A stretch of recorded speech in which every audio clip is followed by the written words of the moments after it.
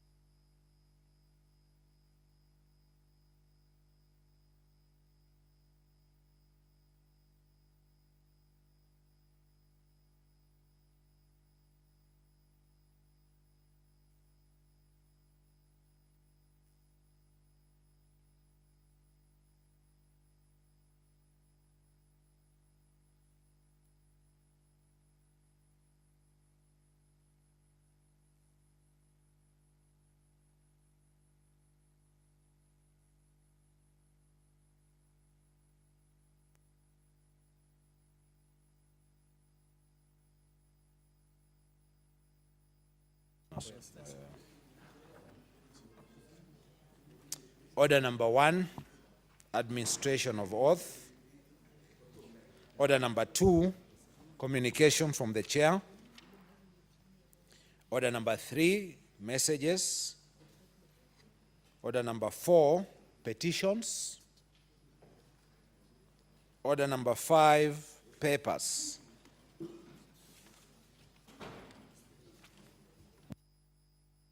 Yes, Senator Wetangula.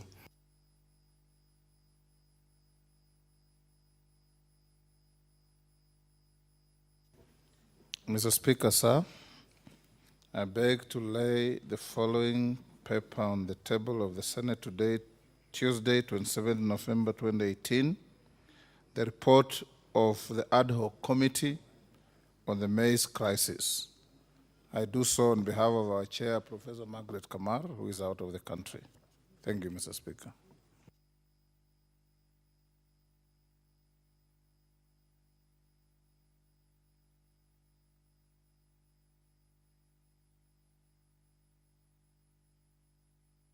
Senator Ephraim Maina.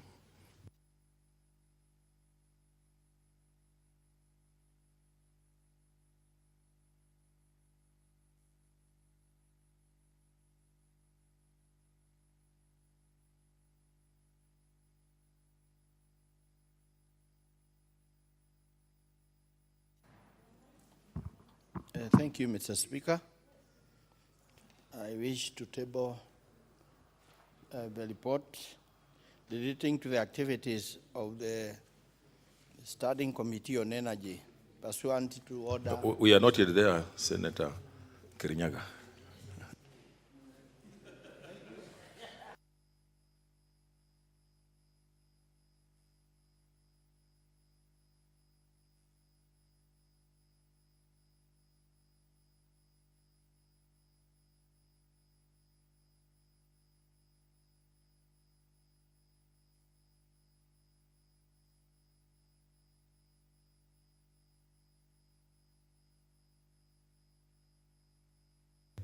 Leader of majority.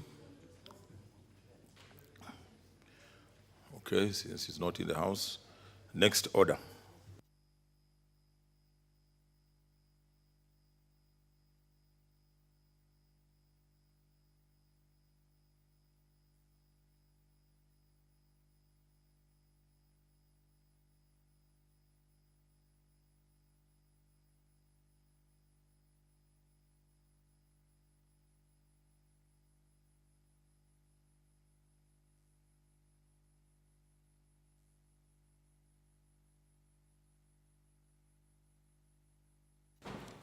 So order number 6, notices of motion. Senator Wetangula. Mr. Speaker, sir, on behalf of the chair of the committee, I wish to give notice of the following motion: that this House adopts the report of the ad hoc committee on the maize crisis. Thank you, Mr. Speaker.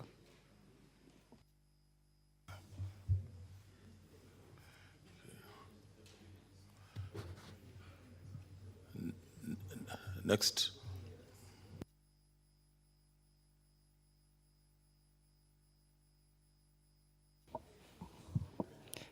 Thank you, Mr. Speaker. I stand to give notice on the following motion: revival of the Postal Corporation of Kenya.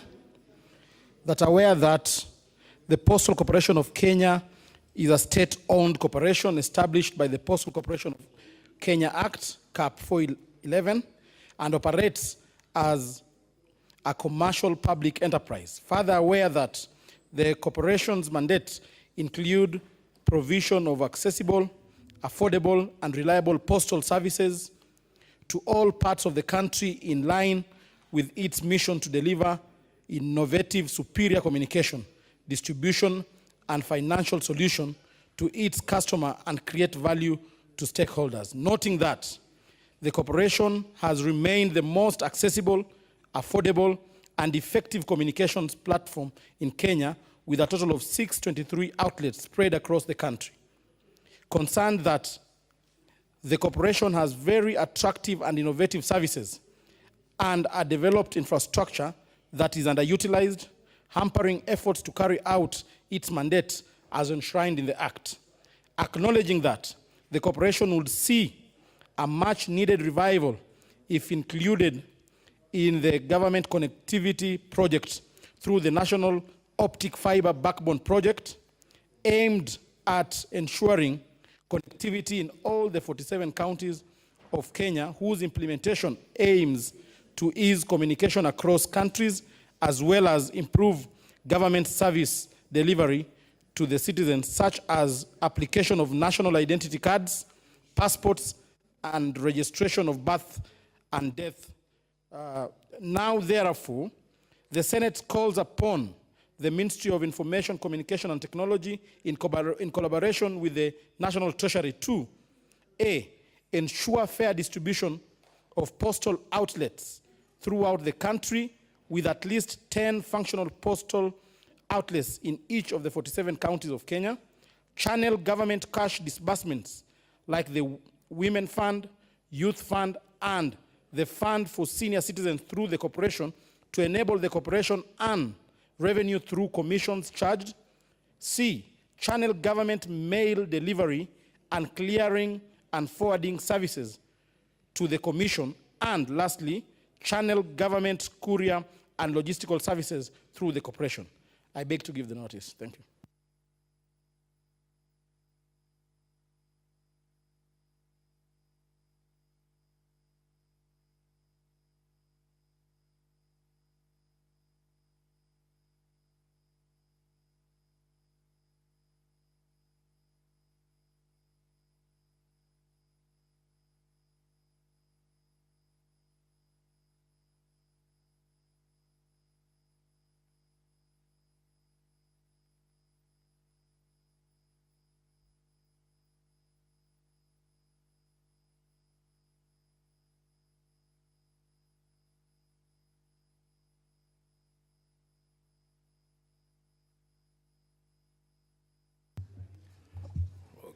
Order number 7, statements.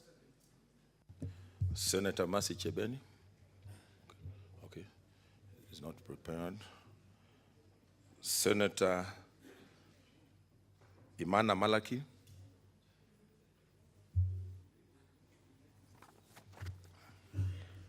Senator Samson Cherergei.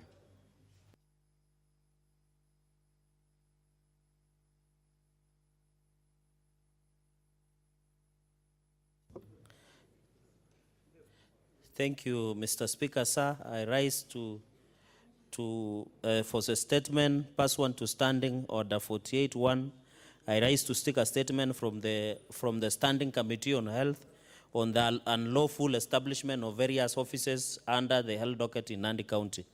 In the statement, the committee, 1, should explain why the Nandi County government has resorted to unjustifiable and unlawful establishment of offices under the Health Act.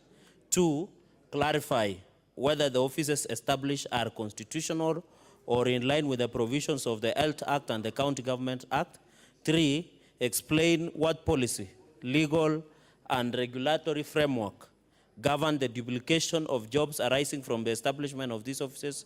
And 4th and final one, state whether the public participation, especially on financial matters, mandatory under Article 201 on the public finance of the Constitution, was undertaken, and whether the Kenya Medical Practitioners and Dentists Union, that is KMPDU. Let's consult, order members, let's consult in low tones. I think members are still having extension of the health discussion we had today in the morning. I know it was hot. 4th, state whether the public participation, especially on financial matters, mandatory under Article 201 of the Constitution, was undertaken, and whether Kenya Medical Practitioners and Dentist Board, KPMDU, other stakeholders and representatives of public interest groups participated in the deliberations before creation of these offices. I thank you, Mr. Speaker, sir.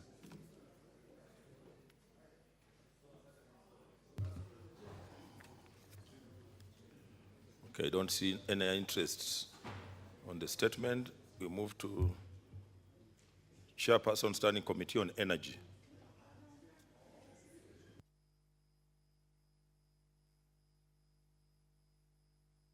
What's your point of order, Senator Khaniri?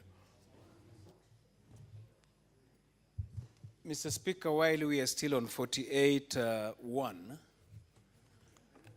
I did request for a statement from the Standing Committee on Labor, a statement that was duly processed. You approved it in October.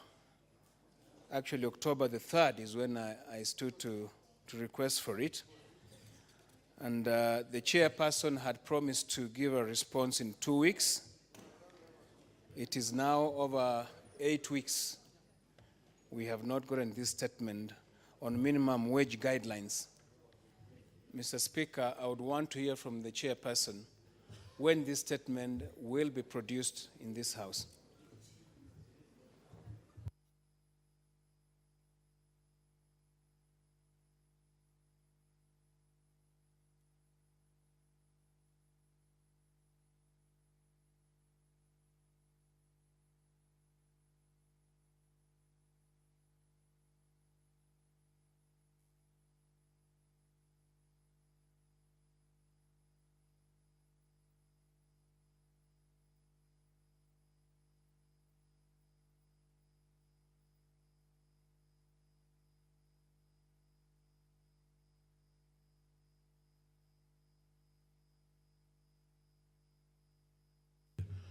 Chair, Committee on Labor.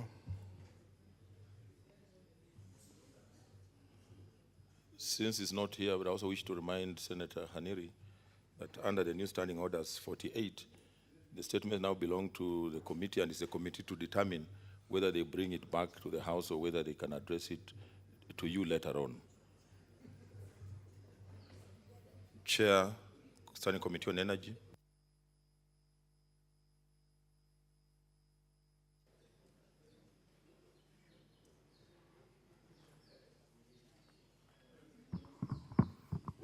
Thank you, Mr. Speaker.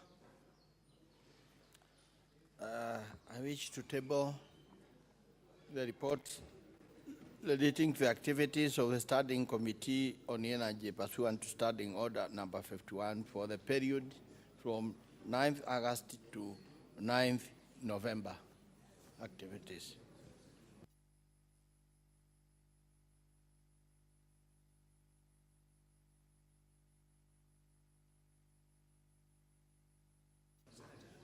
Okay, thank you. Mr. Speaker, Honorable Speaker, Standing Order number 51, 1B provides that at least every 3 months a committee chairperson is expected to make a statement relating to activities of the committee. In fulfillment of that profession, I wish to make a statement in regard to the Standing Committee on Energy for the period 9th August 2018 to 9th August, November 2018. Honorable Speaker, the Senate Standing Committee on Energy was constituted on in December 2017 during the first session of the 12th Parliament, pursuant to the provision of the Senate Standing Order 218. The committee is mandated to consider all matters relating all matters related to fossil fuels, exploration, development, production, maintenance, and the regulation of energy. Honorable Speaker, as outlined in Standing Order 215-2, the activities of the committee shall entail the following: bills considered by the committee, statements considered by the committee, petitions considered by the committee, inquiries undertaken by the committee at the progress of any such inquiry, any county visits undertaken by the committee and the outcome of such visits, and the manner and the extent to which the committee met in its public participation obligation in respect of the business of the committee. Under Standing Order 218-4, the committee is expected to scrutinize the resolutions of the Senate and the formal undertakings given by the National Executive, including adopted committee reports. Honorable Speaker, during the period under review, the committee has held a total of 12 meetings and held one retreat and engaged with several stakeholders. Honorable Speaker, on reporting on the activities of the committee, I wish to provide the details of each activity as follows. The title, considered by the committee. Order, members, let us consult in law. The legal content. You are distracting the Senate Bill number 10 of 2018. Public hearing 21st June 2018. Report tabled on 9th August 2018. Bill awaiting committee of the whole House. The Energy Bill, Bill number 50 of 2017. Public hearing on 23rd August 2018. Report tabled 16th October 2018. Bill awaiting committee of the whole House. The Petroleum Bill, public hearing 23rd August. And the legislative proposals processed by the committee. The Energy Amendment Bill 2018, of 4th June 2018, the committee met with the sponsor of the legislative proposal, who is a member of the committee. The proposal was deferred in light of the ongoing legislative review through the Energy Bill 2018. Statements considered by the committee. The statement on the constant power rationing and the power blackouts in Wajir County. The committee has written to the Ministry of Energy and will soon invite the Senator for Wajir County to consider the matter. We expect to complete this on the 7th of December 2018.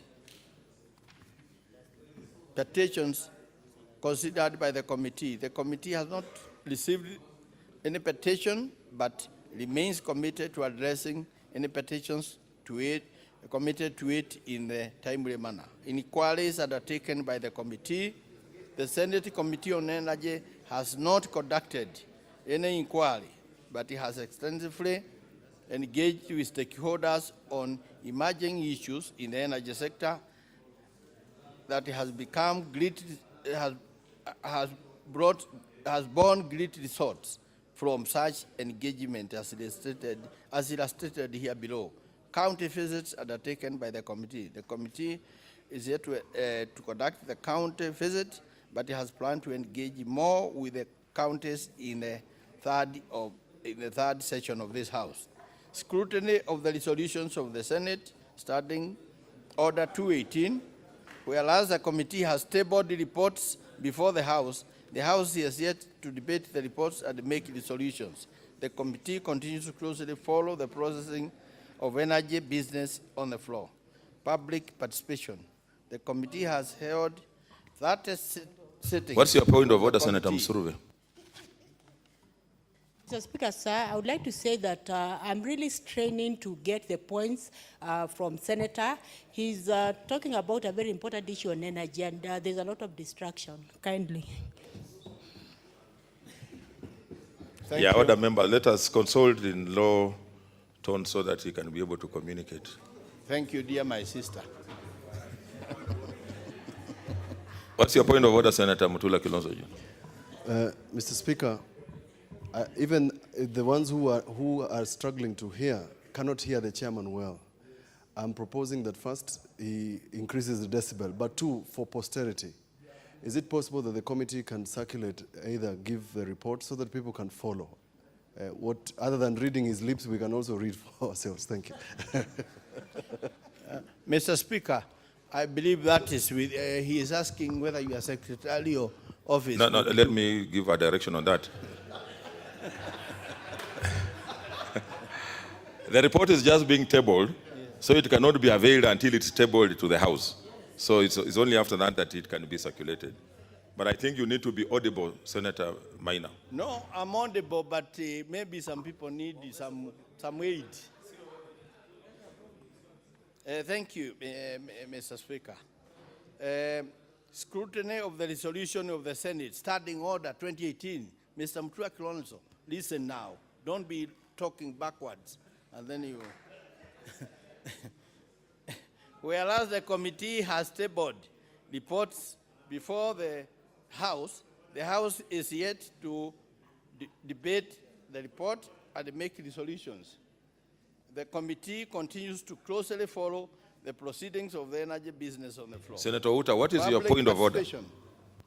Thank you, Mr. Speaker. Mr. Speaker, is Engineer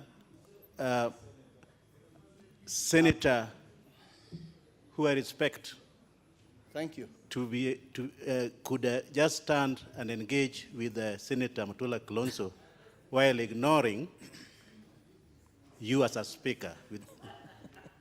Because I've just seen him trying to get attention from the Senator Mutula Kilonzo, and he knows the rules, the standing orders, that he cannot engage the Senator for McQueenie without your without consulting to you, Mr. Speaker. Everybody addresses the chair, so I think that should be noted. Thank you, Mr. Conclude, Speaker. Senator Krinyaga. Thank you, Mr. Speaker. Public participation. The committee has held 30 sittings of the committee so far, all of which have been open to the public for their attendance, and has on occasion received interested members of the public attending meetings. Moreover, the committee has held 3 sessions for the sole purpose of consulting with the public on various legislations committed. What's your point of order, Senator committee. Wetangula? Are you coming to fight? Mr. Speaker, I suspect that the chairman is reading a very important statement, but he's embroiled in a drawling monologue that doesn't seem to communicate anything. I've been sitting there quietly straining to hear and understand what he's reading, Mr. Speaker. I can't. Can he circulate the document so that we can read it ourselves? That's what I ruled, Senator Wetangula, that the report is being tabled and it will be circulated. Senator Maina. Thank you, Mr. Speaker. Public participation. The committee has held 30 sittings of the committee so far, of which have been open to the public and received interested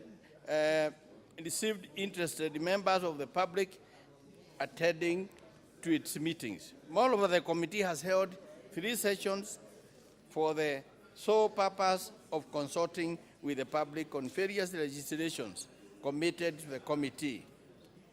Stakeholders engagement. Ministry of Energy, the committee has engaged the stakeholders on the 13th of May 2018 regarding the blighting and the outcry on the measures that were being taken and to address the cost of the energy. Ministry of Energy, rural electrification. The energy, the committee engaged the stakeholders on the national primary schools electrification programs on the 9th September 2018. The committee to be sought to be appraised on the status of the school electrification program and the progress achieved. It is sought to address key challenges affecting the programs, including faulty hardware. And the stakeholders meetings was engaged in regard to the imposition of the 16% VAT on petroleum, which were held on the 12th March 2018 and the 12th September 2013. Challenges and recommendations. The key challenges encountered in the execution of the mandate of the committee include media coverage of the activities has not been sufficient and it could be improved through building synergies with the media houses. Thank you very much, and we thank your Secretariat for all the assistance they have given. Mr. Speaker, I may add that we are engaged on a fairly technical subject, and I would ask that in the future, let members be appraised with the issues of energy. There may be technical terms, but let them not be scared to feeling they are not understanding. Let them keenly continue and listen.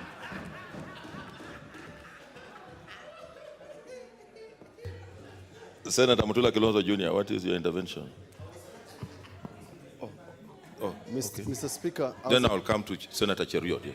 I was expecting the chair to tell us when he's tabling the amendments to the energy and petroleum bill as part of the report of what the committee has done in the last 3 months, so that we prepare.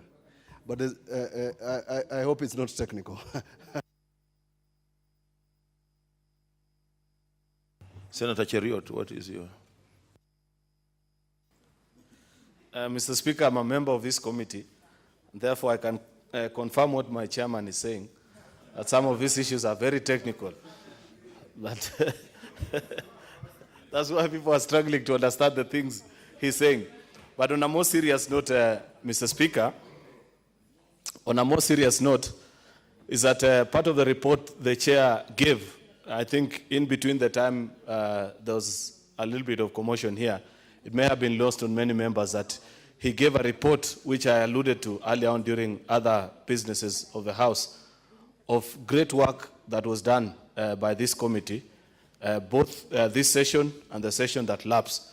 That is with the dispute with regards to Line 5, Kenya Pipeline versus a company called Zakim, where if you go to the handset, Mr. Speaker, you'll realize that by orders of this committee, operationalizing Article 201 and 225 of our Constitution, we stopped this parastatal from paying out public money because of disputed contractual variations.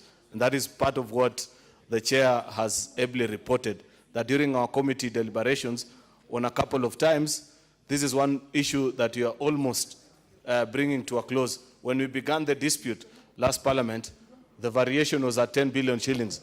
But 2 weeks ago, the chairperson of Kenya Pipeline appeared before our committee and assured us that that figure had been varied downwards, and now it is about 2.3 billion shillings, all the way from 10 billion shillings. So a whooping 7.6 billion saved, courtesy of the work of this committee. Thank you. And there's view actually that that figure can still be reviewed downwards. Thank you, Mr. Speaker. Thank you, Senator Cheriot. Let's get a statement from the Chair, Standing Committee on Information and Technology.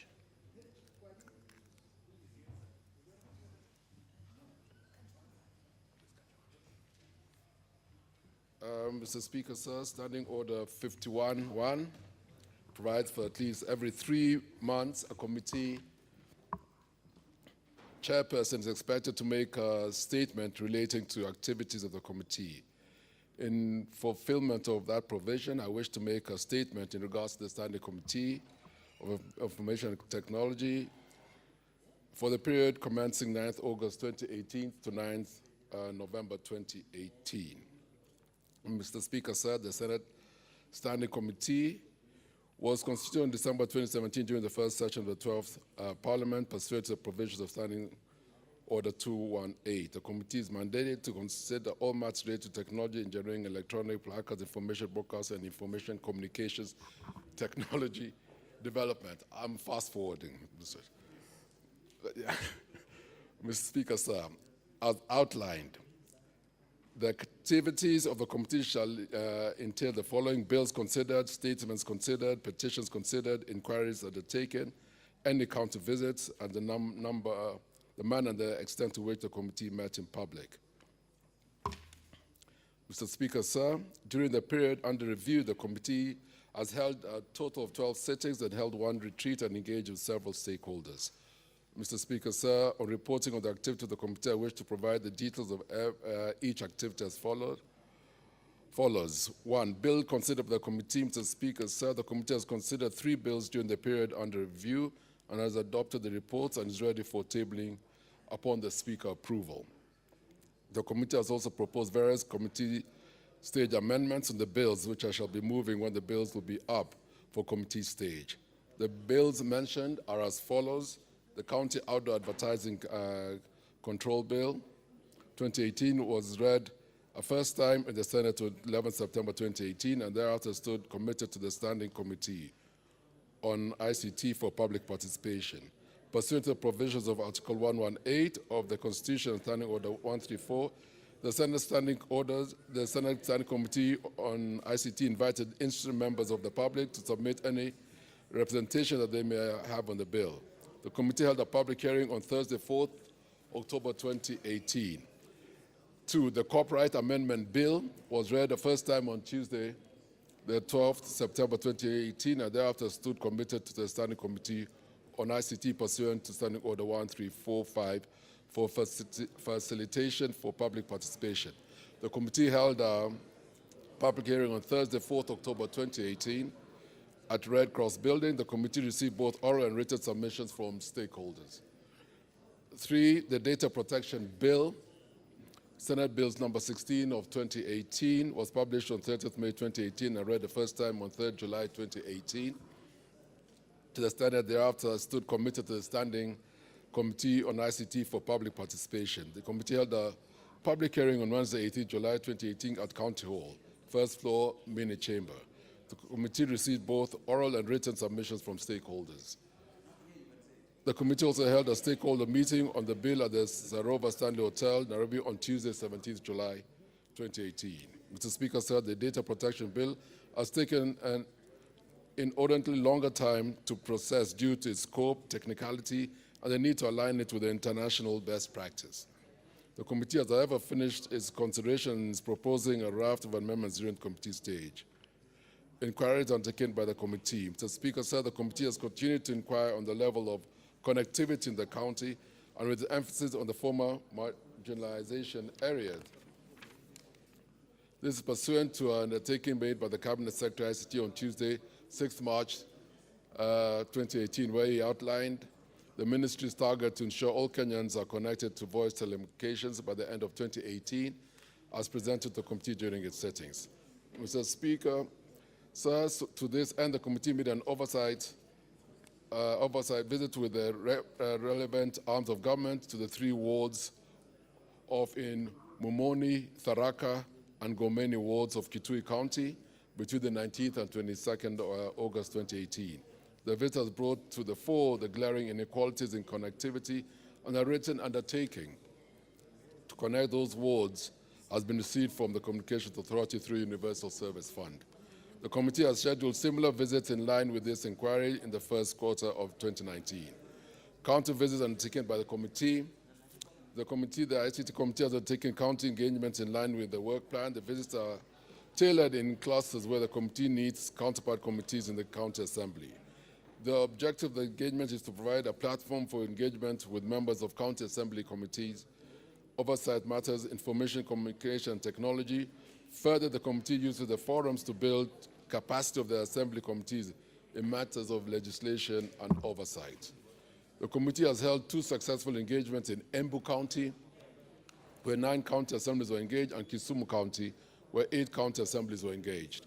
The committees will continue to engage county assembly counterparts committees from the other regions in 2019.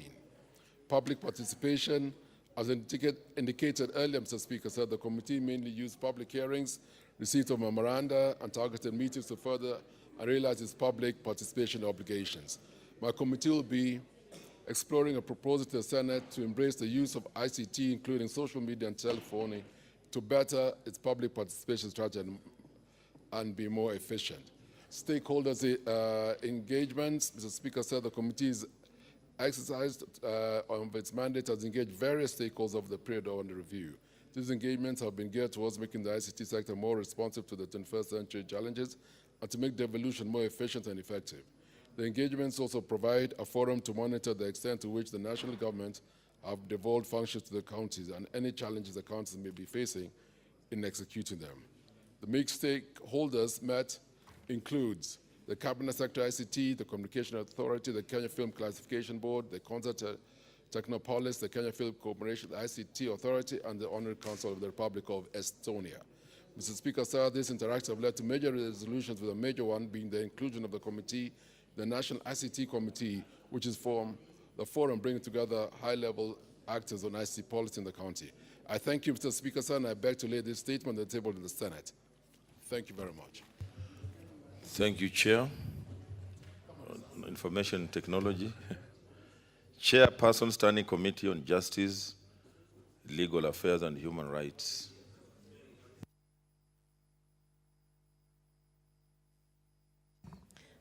Thank you, Mr. Speaker, sir. This is fairly also a technical matter. Mr. Speaker, sir, standing orders, and I hope my colleagues will bear with me when some of the technical issues arises. Mr. Speaker, sir, Standing Order 51(1)B provides that at least every 3 months a committee chairperson is expected to make statement relating to activities of the committee. In fulfillment of that provision, I wish to make a statement in regards to the Senate Standing Committee on Justice, Legal Affairs and Human Rights for the period commencing of 9th August 2018 to 9 November 2018. Mr. Speaker, sir, can you kindly protect me? Yes, I don't know whether people are, this is a marketplace. Let's Mr. Speaker, consult, sir. let's consult in low tones, honorable members. Who's president? I think the president is in State House. Order members. No, I'm just curious because the president order is in members, State House. let us be serious. Yes. Let's be serious. I think Kabaka is too much excited. Yes, Senator Sit, Kabaka, Chair. sorry.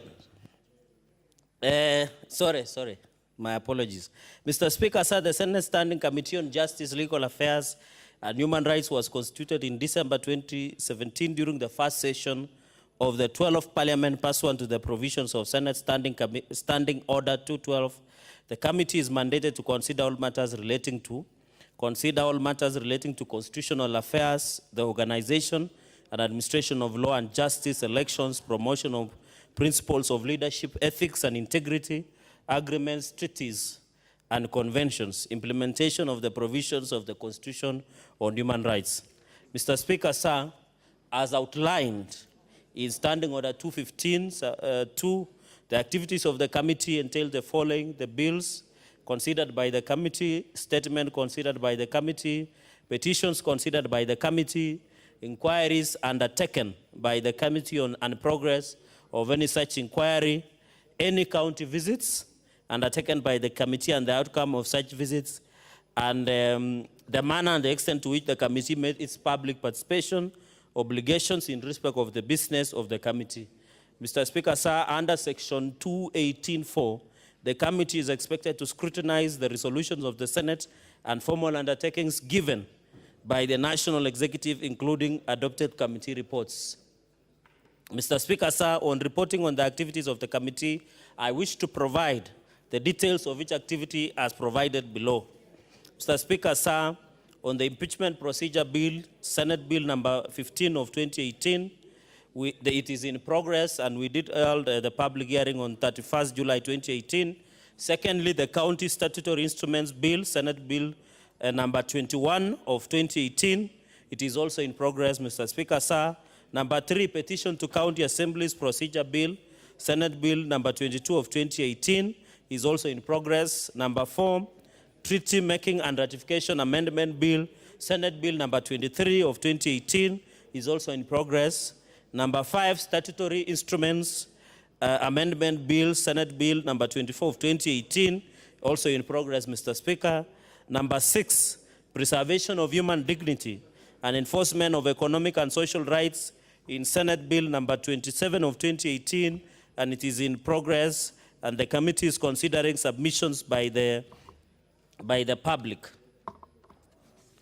Legislative proposals, agenda item 2, Constitution of Kenya Amendment Bill 2018 is done. The committee, of course, the progress, the status is done because we have already met the sponsor of the bill, Senator Aaron Cheruiyot, who wants the Nairobi City County to be abolished or something like that. What? Yeah, to be given extra county status or be made a metropolis.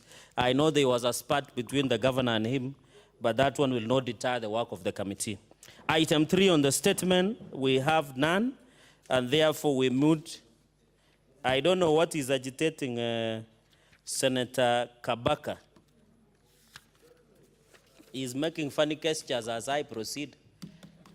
I know there are many presidential candidates. Senator Cherargei, concentrate on your presentation. No, but he's distracting me, Mr. Speaker, by making the speaker funny. The speaker is there to watch anybody who's making funny moves, so you concentrate but you know, on your... Mr. Speaker, sir, I'm directly to him. Please, he should stop making such gestures. There are many presidential candidates. Number 4, petitions. Petitions by residents of Bomet and Kericho counties on the status of land owned by multinationals in Kericho and Bomet counties. And the status is in the progress. We have met with the committee. We were given jointly with the Committee of Lands, Environment and Natural Resources, and I know the chair is there. We intend, it is in progress, and I think by 4th December we'll meet. Inquiries, At the moment, item number 5, inquiry into the human rights. Sorry, inquiries into the human rights condition in Eldoret GK prison and remand. The Eldoret GK prison is also in consideration and it is in progress. Number 6, county visit. We have not undertaken any county visit up to this time. Number 7, item 7 is on motion. Motion on the review, the legislative policy and relevant policy and legislative framework on the fight against corruption by Senator Dr. Isaac Maura, who is the nominated senator and the chairperson of albinism in the country, is also in progress, and we are set to meet the multi-agency team on anti-corruption on 29 November 2018 on the progress. And other that the president did form. Challenges and recommendations, Mr. Speaker, sir, the committee faced the following challenges. The committee was unable to transact most of its business due to lack of quorum. Recommendation, because Mr. Speaker reconsider the issue of membership in committees, say that one member should belong to only one committee, or alternatively develop a schedule to avoid the issue of committees with similar membership holding meetings on the same days and time. Number 2, limited media publicity on committee business, because this is very important. And recommendations, we have made recommendations, Mr. Speaker, sir, is make use of readily available resources such as live broadcast or plenary to create publicity on the bills before the committee and broadcast dates on public hearings for efficiency. Secondly, establish a subscription option on the Parliament website for legislative business before the House to allow for promote dissemination of such information immediately it's introduced in the House, thus providing ample time for public to prepare and make submissions to the relevant committees and to cure the issue of short timelines or notices for public participation. Third, prepare legislative impact assessment, and I think this is very important on bills, before committee and circulate widely using readily available channels to the public to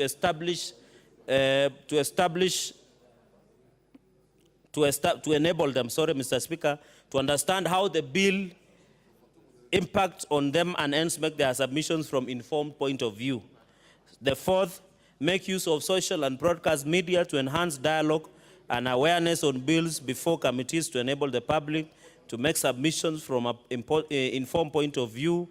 And finally, recruit more media officers to provide the requisite support to the committees. And I think, Mr. Speaker, sir, finally, I want to say, as a committee, we are working very, very hard to ensure that we deliver on these issues going forward. And I agree that we need to supply and ensure that we proceed, Mr. Speaker, sir. And therefore, I want to ask my colleagues, this is not a rally where you are doing campaigns for any positions. I lay the statement, Mr. Speaker, sir. Senator Sakaja, what is your...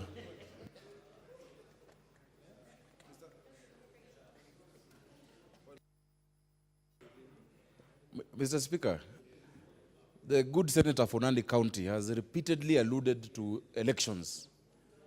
Could we kindly maybe inform the House, because we're not aware and is the chairman of Justice and Legal Affairs, maybe there's something that has happened to our constitution that then sets us up to an election, because this is the 4th time he's mentioning. Why is he so preoccupied with an election that we are not aware about? Is he in order, Mr. Speaker? We are worried.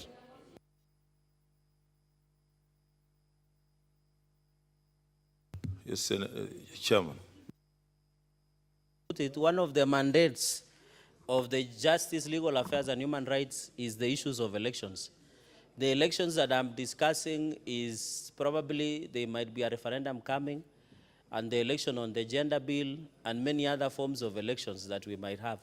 So I'm not alluding, what I'm saying, Mr. Speaker, sir, is that this is a House of Union, and therefore we should desist from making the campaign, promises and campaign rally in the House. We are not, there is no vacancy in the office of the President. I can assure you. Order, members. Senator Cherargei, you are out of order.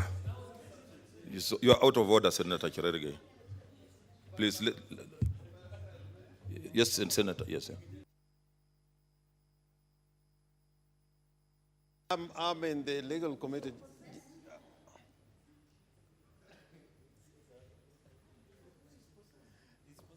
Mr. Speaker, sir, I am in the Justice and Legal Affairs Committee, and the report that was being given by the chair was on behalf of that particular committee.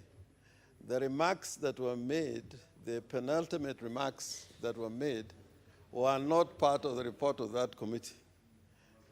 Am I in order to call upon the chair of that committee, of which I belong, to withdraw and those comments be expunged from the record of the House?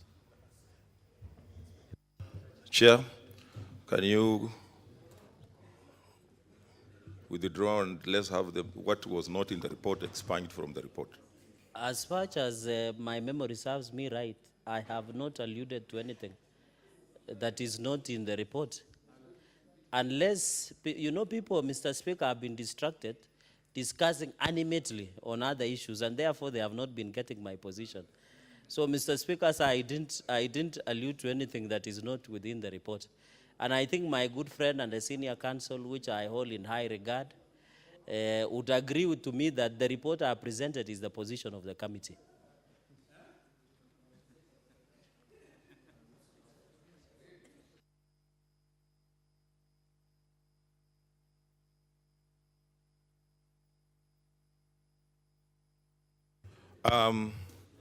Chair of Legal,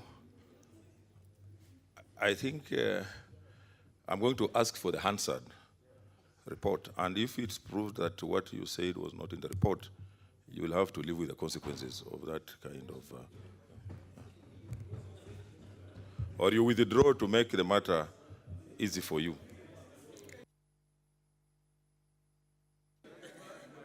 Mr. Speaker, to make some people sleep well, I withdraw.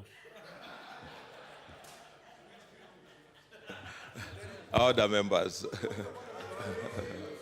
What is your point of order, Leader of Majority? The Speaker, under which standing order is Senator Cherargei quoting, Mr. Speaker, withdrawal that will make people sleep? The Speaker, the standing order says you justify what you said or withdraw and apologize, not withdraw and sleep. Mr. Speaker. I think he has withdrawn, and since this is his first time in the House, I will let him off the hook, but he will not... I would have taken offense if it was somebody doing his second term, but since... Next order, members.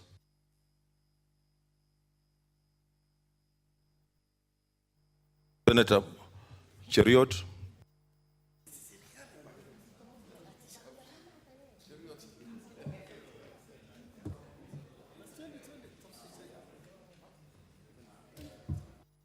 Thank you, Mr. Speaker. Mr. Speaker, I want to give an update of the activities that have been undertaken by the ad hoc committee on tea.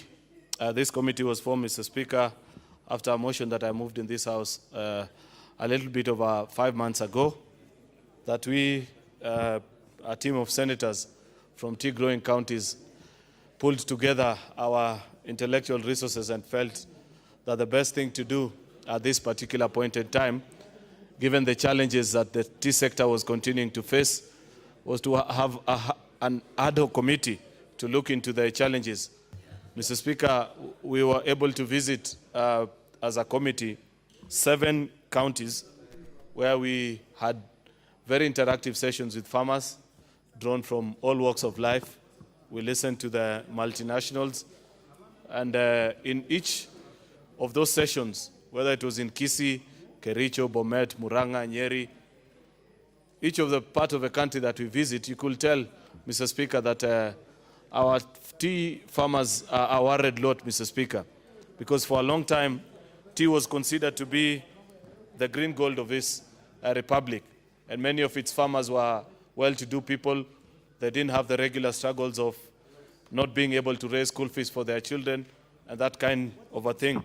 But unfortunately, because of the many struggles and the pressures of life, and a sector that has been neglected for a long period of time, our farmers are extremely desperate, Mr. Speaker. And there are questions that they continue to ask of us as their leaders, that to be sincere, even as the chair of the committee, we could not be able to answer. But we listened and proposed to them that they give us time to perhaps legislatively give proposals, which in our considered view as a committee, we strongly believe will be able to streamline the challenges that are being made. Honorable Speaker, the ad hoc committee outlined, Honorable Speaker, during the period where the committee has met, we have had a total of 14 sittings. That is here as a committee. That is with the exception of the committee's sittings that we have done outside the precincts of Parliament, listening to farmers, Mr. Speaker. Some of the key highlights, Mr. Speaker, is one, we now have a bill, which I think probably in the course of this week or next week shall be coming up for first reading. And what we are proposing is that with the formation of AFA, it repealed the Tea Act, Mr. Speaker, and amalgamated tea together with all the other crops, including not very useful crops like tobacco, are all being taken care of by a small directorate in the Ministry of Agriculture. And one of the things the farmers kept on asking us, Mr. Speaker, is how comes tea, despite being the leading foreign exchange earner into our country, is taken care of by a small directorate in the Ministry of Agriculture. Yet tourism, that continues to struggle, doesn't give us as much, has a whole ministry dedicated to it. And in each of our embassies abroad, you keep on finding representatives of Ministry of Tourism, purporting to do all forms of things promoting tourism.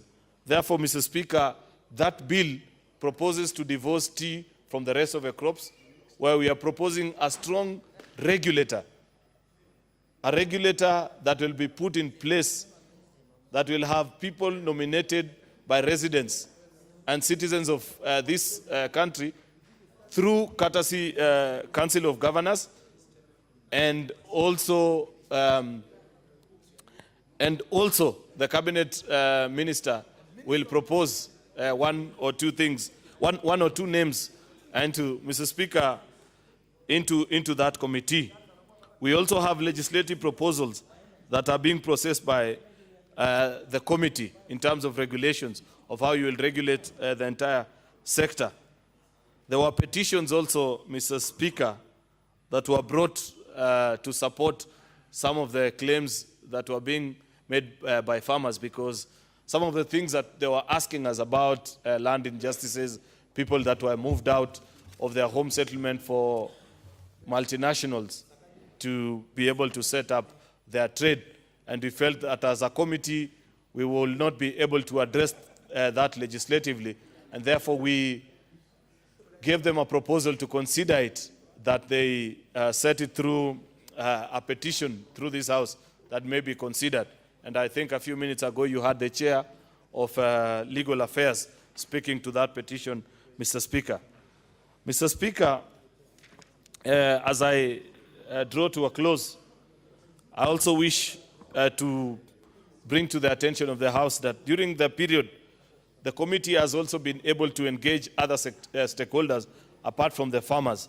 We were able to engage with the CS for Agriculture, who agreed with us and said that it is Parliament that amalgamated all the crop directorates into one thing called AFA, and said that it is still within our mandate as Parliament to separate if we feel that that was the way to go, and that is what we have done as a committee. We were able to listen to KTDA as well, Tea Research Institute, Competitions Authority, Kenya Tea Growers Association, East African Tea Trade Association, the ones who do the tea broking services in Mombasa, and the Attorney General of Kenya, who promised to come back to us because of one of the key challenges that people have never been able to unravel is that KTDA was set up through a cabinet memo.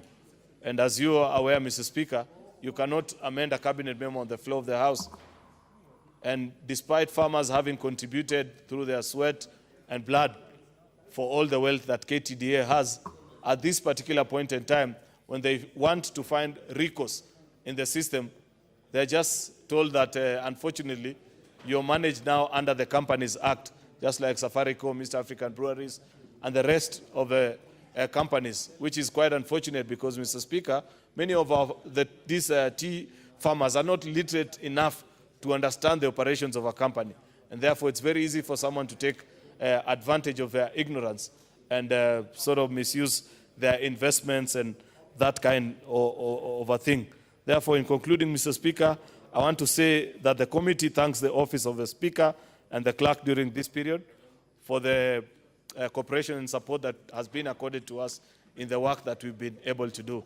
We only request that the tea bill be properly tabled before the House so that it can begin the process of public participation and perhaps through the rest of all the parliamentary procedures it needs to go through. Thank you, Mr. Speaker. I table. Thank you, Senator Aaron Cheriot. I see no request for observations. That brings us to the end of that item. Other senators, before we exit the statements hour, last week I gave some directions to the leader of majority to work together with the chairperson of the Committee on Health. And at the end of my ruling, I did say that they are supposed to have listened to the Cabinet Secretary for Health today and invite all the senators in the country because of the nature of the matter which was canvassed here that gave rise to that ruling. At the end of my ruling, I also said once they have listened to the Cabinet Secretary, I will require that the Majority Leader and the Chairperson jointly and severally informs me what has transpired so that I can give further directions. Honorable Senators, as you're aware, this matter came by way of a statement under Standing Order 48-1 from the Senator of Isiolo County, but there was a lot of interest from other senators from all over the country. There's nothing in the standing orders demanding as a prerequisite the action we are taking. But on the other hand, there are rules permitting the kind of procedure we are approaching. It's discretionary. And to my mind, I think this is a matter that should not just lie with the committee, because the standing orders say the committee may file a report or table a report. So it's discretionary, but I'm going to exercise that discretion in the interest of the country. And therefore, without much further ado, I'll give the Leader of Majority no more than 3 minutes to inform the House the action taken in compliance with that ruling so that I can give further directions, and then we move on to the next order. And other senators, just before we hear the Majority Leader, the next item is an item that requires voting. And it's also an item for which I had ruled that the matter concerns counties, and therefore we need numbers. So please, as we listen to the Majority Leader, please don't leave. Thereafter, we'll go straight to order number 8 and conduct the vote. Leader of Majority. The Speaker, We did hold the meeting this morning in these very chambers, and many senators attended, and I want to appreciate their contribution and commitment to this process. The Speaker, it occurred to us that the issues... Order, Senator Omanga, Senator Gideon Moi. Order, Senator Lagat. Order. It occurred to us that the issue... Order, Senator Omanga. Take your seat.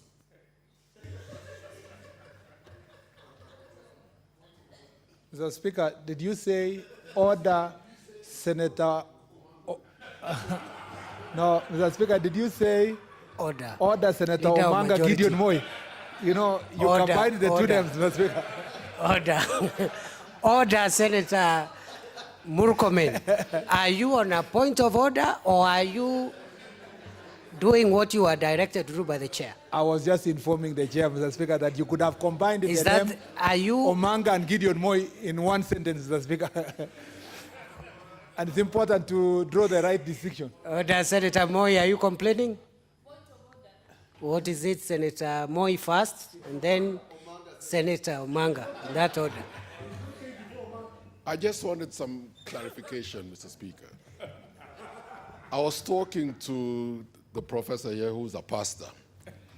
Order. And he heard... Is that the senator you're referring to? Yes. Because you Who's said a professor, and pastor. He is. Senator first. Jack of all trades. And he heard, and I heard, Master and of I think some. even the leader of the majority heard, you, Mr. Speaker, saying Senator Kukumanga. I don't know. I do not know who's that senator. I'm not aware. Order, order, order. Could Order. you enlighten us, please? Order, order, order, Senator Moi. Order. Senator Omanga.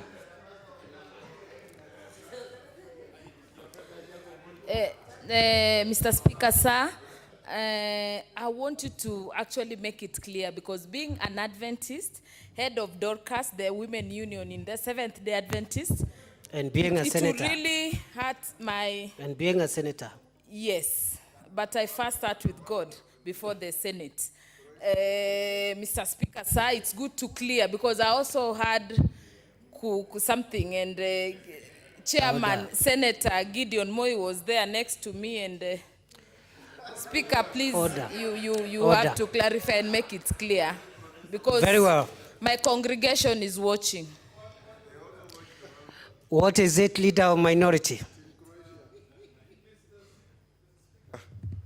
There's a general rule that when there's a debate or a contribution in the House, the rest of the House should listen in silence. And I heard, Mr. Speaker, what was going on, what you're saying, and what the leader of majority was saying. How that word turned to Kukumanga worries me, because I don't know what Senator Gideon Moi and Senator Manga were talking about.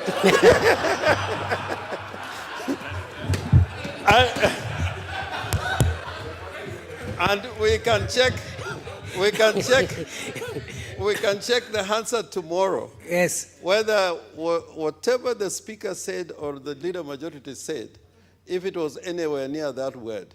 But I'm worried that that word must have occurred in their conversation. Order, order. What is it, Senator Wetangula?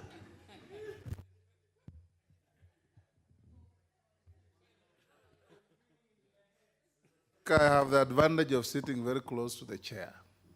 And I did hear the chair say, order Senator Gideon Moi, and in quick succession said, order Senator Omanga.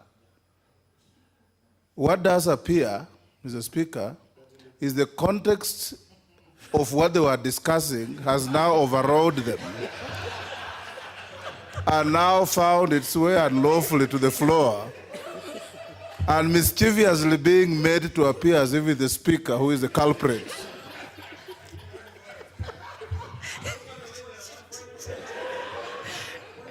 Senator Olekina. Mr. Speaker, sir, hypothetically, suppose you said Kukumanga. What exactly is Kukumanga? Mr. Speaker, sir, I know very well that we've got people from the Kamba Nation in this house.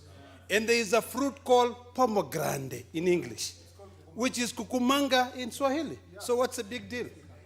Thank you. Very well. Order, senators. Order, senators. Order. Order, senators. Order. Order. Order. Order. Overruled. Senator Gideon Moy. Senator Millicent Omanga. And your collaborator, Senator Dr. Lagat. What you are engaged in is an activity contrary to the standing orders. You are even lucky that I called you to order and left it at that. Now you want to complicate things by introducing things that are nowhere found within language that is spoken in this chamber. And that lends credence to perhaps what some of the senators have said, that it could be true as a hypothesis that you were engaged in discussing a very unhealthy and very inappropriate discussion, which we do not have time or interest to engage in. So you are better advised to let that matter lie there. And next time, I will make further more devastating orders than just calling you to orders. Order, Leader of Majority. Although, Mr. Speaker, I must confess, over the weekend, somewhere in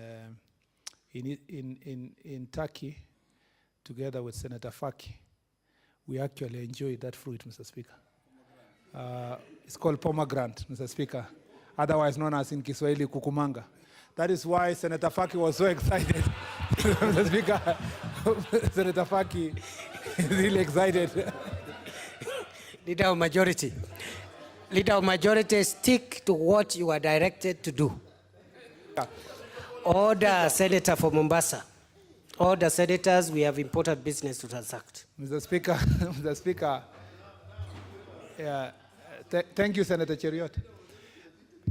Order. Mr. Speaker, Order, Senator Orengo. Order. Mr. Speaker, I want to report to this House that today we did hold a meeting. The Cabinet Secretary came with the CAS is what? The Assistant Cabinet Secretary. CAS is? Order. CAS, Who is Mr. Speaker. the Assistant Cabinet Secretary? It's called what? CS stands for what? Somebody remind me. Chief Administrative Secretary, Mr. Speaker, and the Principal Secretary of the Ministry, plus other staff. And we had very, very elaborate discussions, Mr. Speaker, that lasted almost 3 to 4 hours, which, Mr. Speaker, I must confess that they were very fruitful because we stumbled upon some information that is useful to us. However, Mr. Speaker, we did not conclude the conversation because there were a litany of documents, Mr. Speaker, that were missing. Besides, the documents that were given to the Senate require further scrutiny insofar as the authenticity, Mr. Speaker, are concerned. All this business forced us to do one very important thing. We did not engage in the discussion of the universal health care, Mr. Speaker, which is supposed to be launched. We allowed that to be carried out via the committee to work with the Cabinet Secretary and create time to discuss the universal health care. Meanwhile, we focused on the health equipment, Mr. Speaker, and the procurement of the health equipment, which needs to be further interrogated and completed, Mr. Speaker, so that a report can be formally put in this House. Mr. Speaker, since the universal health care issue is not controversial yet, it's just about involvement of the Senate, the committee, our proposal was that the committee can proceed dealing with that issue. However, when it comes to the equipment, Mr. Speaker, we should continue proceeding as we did. And Mr. Speaker, I know you want this thing to be dispensed in good time. But I will pray your indulgence, Mr. Speaker, that good time is allocated to this very important issue. Next week, most of the Senate members are engaged in another Senate business, Mr. Speaker, that will engage almost more than half of the House. And therefore, my request is that, Mr. Speaker, although it may take a little bit more time, this issue be interrogated to final conclusion so that we avoid the suspicions, Mr. Speaker, and if there are any anomalies, we deal with. For example, Mr. Speaker, whereas counties have been deducting their, their money, we have been, Treasury has been deducting their money for counties for the last 3 years. It is apparent, Mr. Speaker, that those deductions were done despite the fact that not all counties have received their medical equipment, including my county, Mr. Speaker, that received the equipment recently. And therefore, there are very glaring questions. For example, should those counties have paid way before, and should they continue paying for machinery, Mr. Speaker, that is not, that they do not have, and for machinery, Mr. Speaker, that the worth has not been quantified? The minister has promised to supply us with more information that will show what was applied and at what cost, Mr. Speaker. This thing is so important for the Senate, but also it's extremely important for the country so that we can have a closure. For example, Mr. Speaker, we discovered that what is called agreements between national government and county government are not agreements. It's an MOU that is not even witnessed. And you know the standing of an MOU vis-a-vis what can be a binding agreement on behalf of counties. The legal structure that deals with this kind of MOUs, including the Intergovernmental Relations Act, were not followed.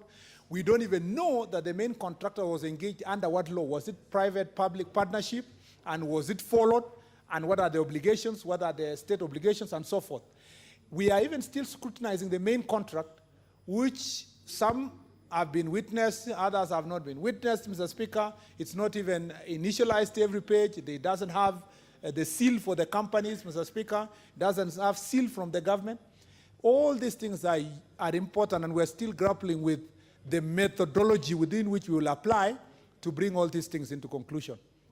And therefore, Mr. Speaker, I beg your indulgence that we take slightly longer time to scrutinize these issues, even if it means complete it around January, so that we can table the report to the House once we come back from the recess. Thank you, Mr. Speaker. Thank you, Leader of Majority. What is it, Senator Mutula Kilonzo Jr.? Speaker, thank you. I thought before you give directions, maybe you, and I will ask you very kindly and politely, that you allow a lot of, maybe 2 or 3 of us to give a little more insight into this matter, so that when you give direction, Mr. Speaker, you have the benefit of all information. Number one, I'm suggesting, Mr. Speaker, that you order a team through the clerk to scrutinize the contracts. Some contracts were signed in 2017, yet payments were being done in 2015. That's number one. Number two, Mr. Speaker, some of the MOUs that Senator Murkomen has mentioned, signed between counties, one county, the county of Bomet, did not sign. So on what basis, therefore, did the deductions, were the deductions done?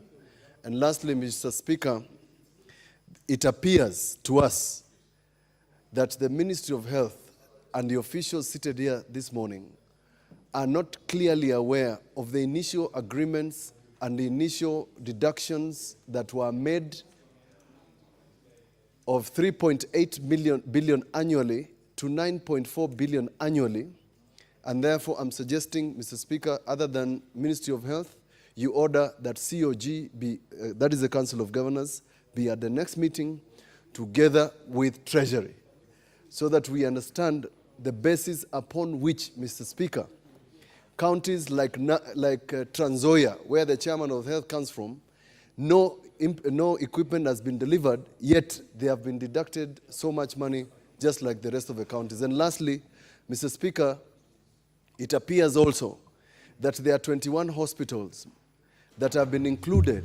Be brief, Senator. It's the last point. Junior, yes.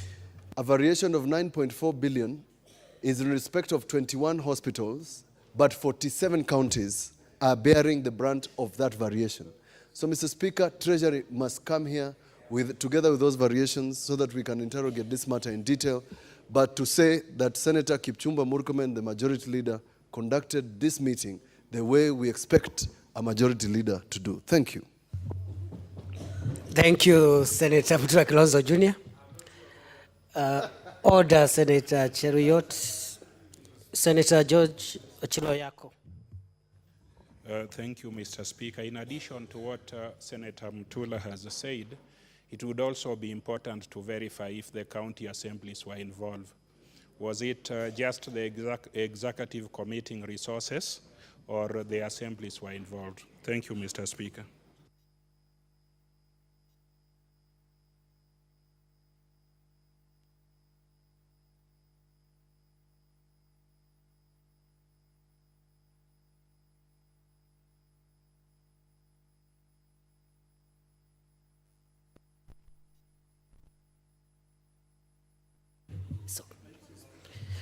Very well. Senator Moses Wetangula. Please try to be as brief as possible. I also want to thank Senator Murkomen for chairing the meeting well, and all senators for the enormous enthusiasm that they rightly showed. Mr. Speaker, given the enormity of this matter and the interest that it's generated, and the fact that we all want to come and prosecute our county interests, I would want to urge the chair that we probably have a smaller committee of the House. We know the challenges that the Committee of Health has faced, and that is not the direction to go. But have some committee put together, Mr. Speaker, that can analyze these documents very carefully and bring a reasoned report that can then be the basis of our debate. Second and lastly, Mr. Speaker, the point that Mutula Kilonzo has said, I looked at the document, Mr. Speaker, at a glance. A county like the county where the Speaker and the Chair represents has only one institution listed. But you are lumped together and being taxed 200 million per annum with some counties that have got about 5 institutions. Others have about 4 institutions. Nobody has taken into account the interests of equity that must guide the running of public affairs in this country. So we need a thorough look at this, Mr. Speaker, including but not limited to the possibility of getting the Auditor General to give us analysts to go through these documents to assist this House. Thank you. I'm afraid, Senators, we cannot listen to everyone. Yes, Leader of Minority. Probably this is repetition, but I also must say the Leader of Majority did a good job this morning. But in terms of the issues that arises out of the proceedings we had this morning, I think the chair, together with a small committee, should sit with a technical committee from the clerk's office to glean out the issues. Because even looking at the documentation, I was very worried that a document that is binding the Kenya government or the county governments on the face of it was not a proper document that can be admissible before anybody. At the back of the Constitution, normally there's what we call the public seal. That public seal serves a purpose. And all these documents, even on account of the counties, there are no seals or rubber stamps from the counties. So even a legal analysis will bring a lot of issues. The MOU, we probably can give the government a way of structuring negotiations up to the point where you have a binding agreement, rather than having these documents that are called MOU. And lastly, Mr. Speaker, sir, a batch of documents were tabled, and I want to plead to you, because of what we had this morning, that those documents should be kept under lock and key until the chairman calls for it. Otherwise, those documents are going to change because they were scanned documents, they're not originals. And for that matter, I think the Senate should go by the documents that were produced, not documents that are brought later. Thank you, Mr. Speaker.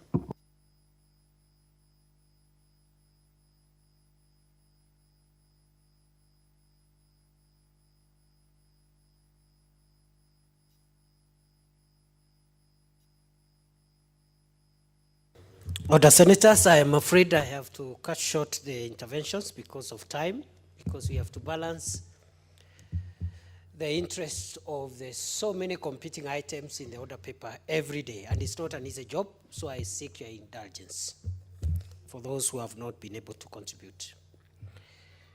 I want to take this opportunity to equally thank the Leader of Majority and all the colleague senators for availing yourselves to the interactive meeting with the Cabinet Secretary. The statement that gave rise to this activity was a statement under Standing Order 48.1. And if you look at 48.1, 2 and 3, paragraph A and B, the Speaker has the discretion of referring the statement to a committee, which I did, but even in an amplified way. But also the other discretion is the discretion of that committee, once they have interacted with the relevant senators, the senator who asked the question, and also the Cabinet Secretary, or any other person, it is not a must that the committee must table a report. It is discretionary.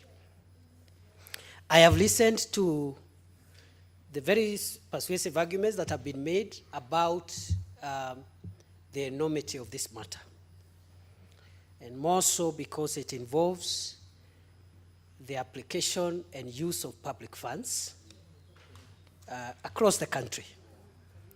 More so again because it involves a devolution which we all accept as a house and also as individual leaders, that is the cornerstone of, is at the cornerstone of the survival of our country going forward, in terms of checking excesses of decentralization, et cetera, So any resources that are being clawed back from counties must provide value for money, because the people at the grassroots require these amounts of money to the last shilling. Having said that, I have noted the request by the Leader of Majority about timelines. And Leader of Majority, the House is in session next week until Thursday per calendar. If there are other activities of social or other nature, you and your whip and your counterparts on the other side of the House must work a way of making sure that the business of the House is transacted and is not distracted by other activities that could be important, but of course the proceedings of the House take precedence over any other activity that we do here. Now, I am almost persuaded by the remarks of the Leader of Minority and Senator Moses Wetangula on the need for more time, but I'm afraid we are also working within the standing orders, and more so, we are working within the need for interim or short-term answers to the people of Kenya and long-term solutions, which, as it has been ably argued, we may not have enough time to exhaustively deal the myriad issues that have arisen from this meeting. It may also be recalled, I did say during my remarks in my ruling last week, that once the Senate interacts with the Cabinet Secretary, I will require the report which has been submitted by the Leader of Majority, and thank you, Leader of Majority, after which I will give further directions. So in the context of all what I have said, and considering that the House proceeds on Christmas recess, I think on Thursday next week, there is need for the people of this country to get some immediate interim answers. I therefore direct the following. One, that the chairperson, Health Committee,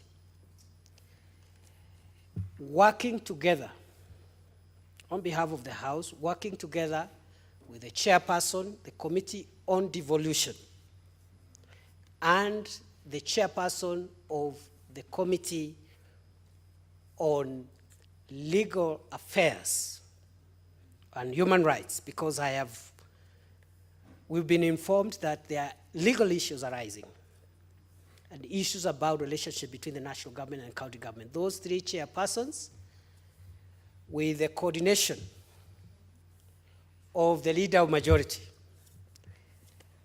will again engage further with the ministry in terms of whether there is further information that you require,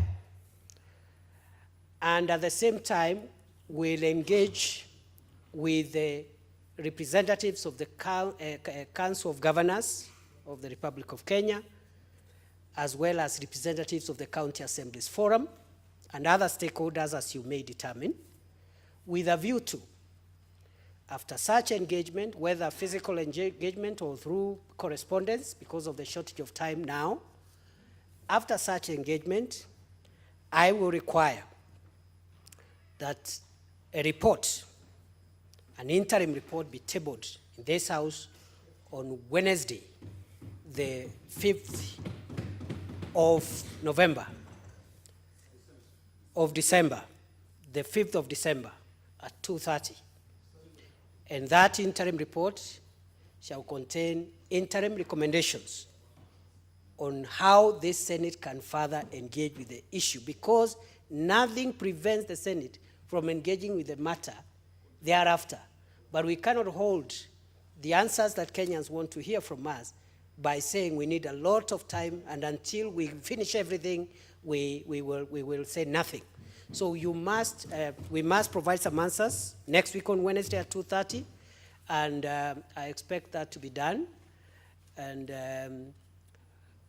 there are other ways, including any senator bringing a substantive motion for further action in a different variety. The varieties are there, including formation of ad hoc committees, etc., whereby the Senate can engage with this matter going forward. So ordered, and thank you very much. Very well. We'll go now to order number 8, and please remember what we said about numbers. We need the threshold. Next order.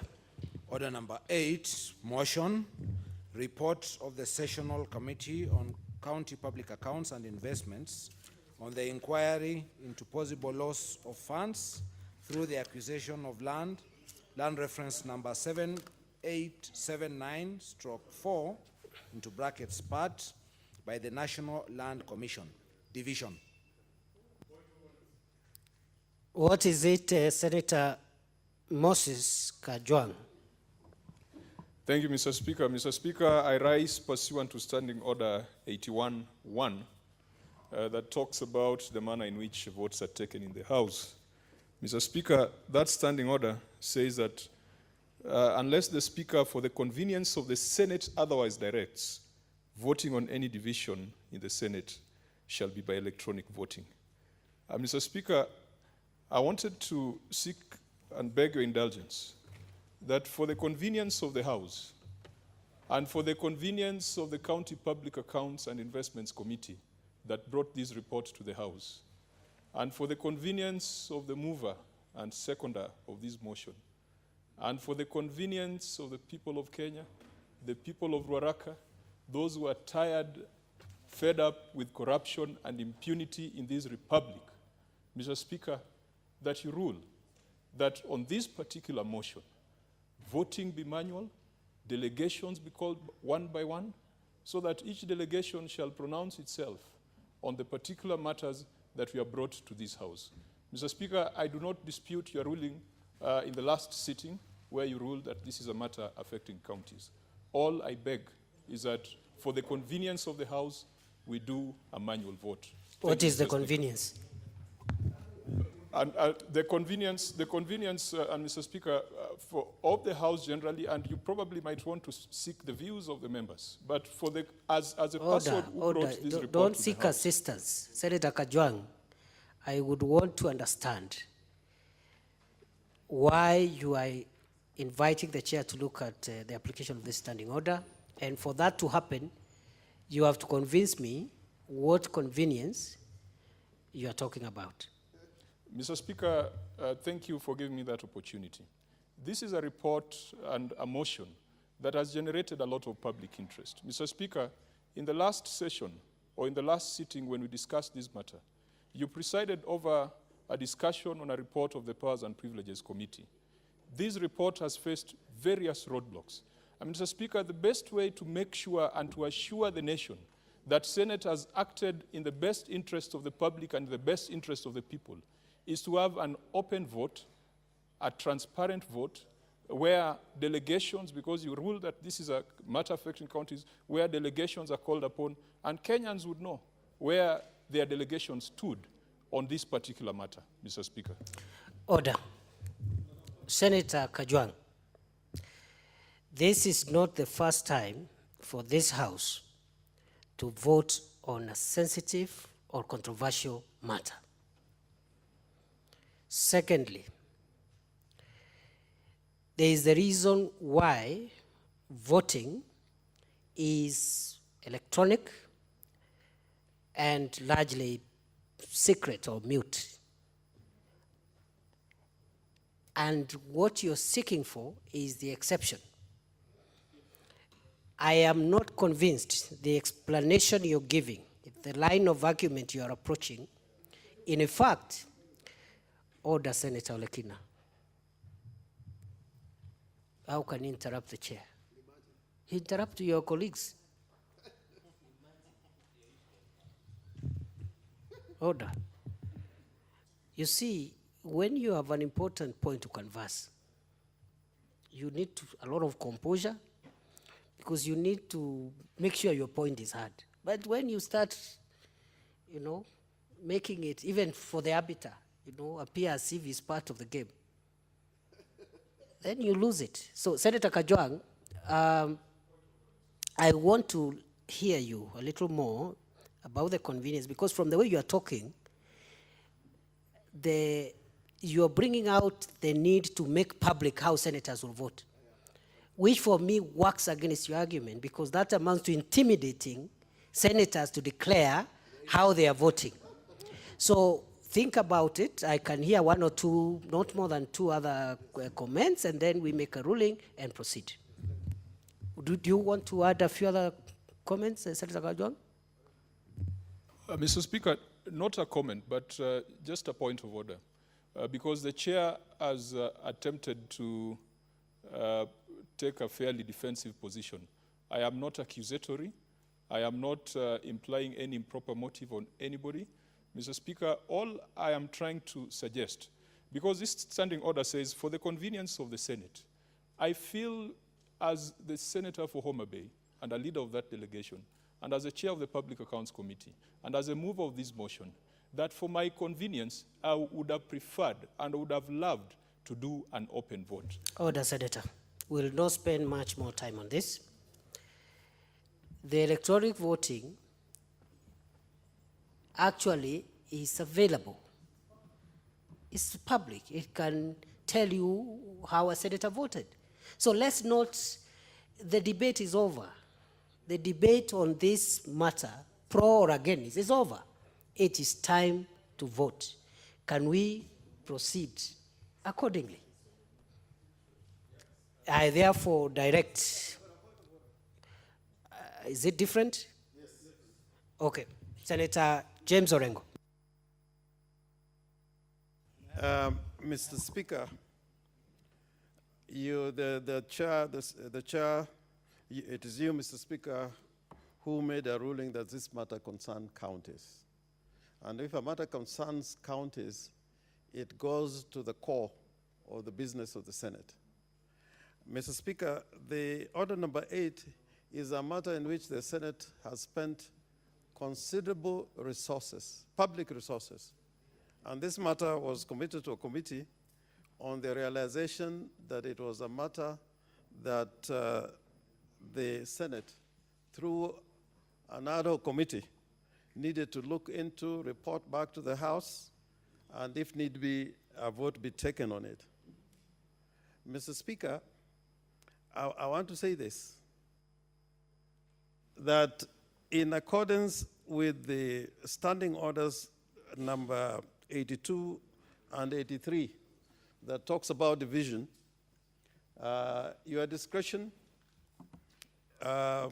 in terms of a division and ringing of the division bell is that that division bell should be rung for 5 minutes. Mr. Speaker, I'm pleading with you because on issues, now, you know, the executive has absorbed itself. The Office of the Director of Public Prosecution seems to have absorbed itself.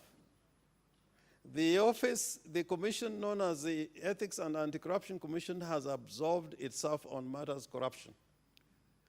The Director of Criminal Investigation has also absorbed itself in terms of the work they're doing now. This is an opportunity for the Senate to show whether they are fighting impunity in terms of corruption or they are not. Order, Senator No, Mr. Orengo. Speaker, you'll allow me to say. I hope, I'm not interrupting you, but I hope you're not imputing. I've not said anything. I hope you're not imputing that this House. I'm just talking generally.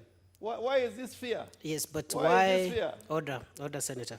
Mr. Speaker, I normally do not insist on making a point in this House, and this one I'll make without fear of contradiction. Yes, you'll make it. So you must hear me out. You Yes, cannot hear me in a half but you sentence. must also take directives of the chair.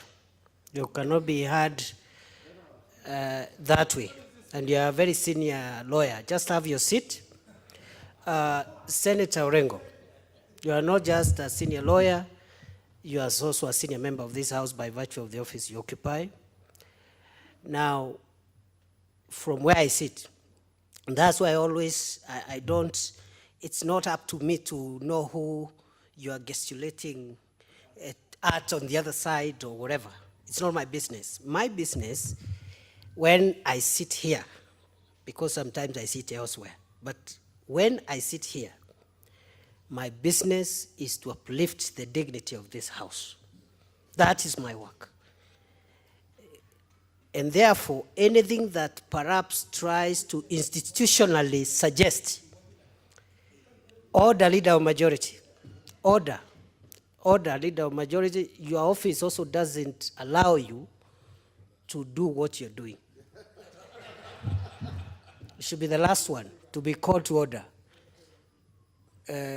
Now, order, senators, I was explaining to Senior Counsel James Orengo, Senator for Siaya, that while I sit here, my business is to ensure the dignity of this House is always respected. And therefore, I was just cautioning you, Senator Orengo, you're free to contribute to debate, but do not throw mud at this institution or otherwise impair our dignity in the eyes of the public, but you can say whatever comments you want to say. Mr. Speaker, I did not throw mud. I'm not trying to cast aspersions.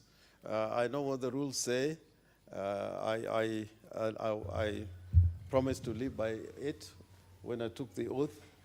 And it's not just the dignity of the institution, but the dignity of every single member of the Senate. And if there was anything to bring on anybody who is a member of this House, the rules are so clear on how to do it. But, Mr. Speaker, all I'm saying, this is an opportunity for us to express ourselves, like other institutions have expressed themselves, on the war on corruption. And this issue arose because the House was convinced that this was an incident of corruption. That's why the word fraud appears in the motion, in the wording of the motion. So my request was this, so that nobody would think that the voting was rushed. I was going to ask Mr. Speaker that the division bell is rung for 10 minutes instead of 5 minutes, and you have the discretion.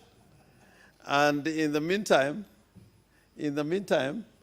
Kenyans will see for themselves who was here in those 10 minutes and those who were not here in those 10 minutes. Mr. Speaker, I beg to, the clerk is still talking to you. Yeah.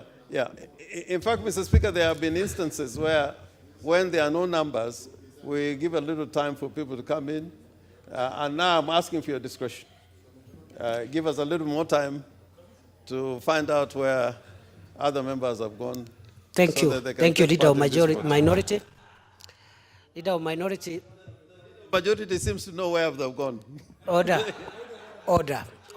I will not allow any further points of order on this matter. Senator Orengo, I wish you had started with your last point.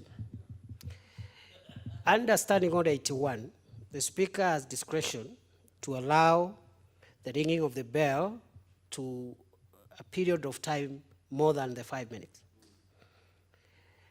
And I am convinced, beyond peradventure, that this is an important matter. This Senate has been seized of this matter for a very long time. There is a time the Senate was not looking very good in the eyes of the public. So we've come a long way. So let us find a dignified end to this process. I see no harm in granting that request, but the only trigger that can enable the Speaker to direct for extra time is after the 5 minutes have lapsed. Then after that, if there will be need. And therefore, without much further ado, order senators, order senators. Order,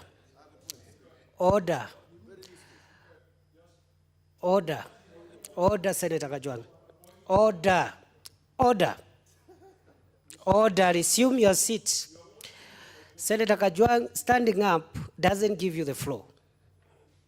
You cannot stand up suo motu and expect to get the floor. And I am encouraging this so that we have a way of listening to each other and running the House in a proper way. Honorable Senators, the request I have for this screen is full. So I have to do what I must do, and that is, now I direct that the bell, division bell, be rung for 5 minutes, and thereafter, depending on if the Leader of Minority is satisfied with the outcome, another 5 minutes. So ordered. An end of debate.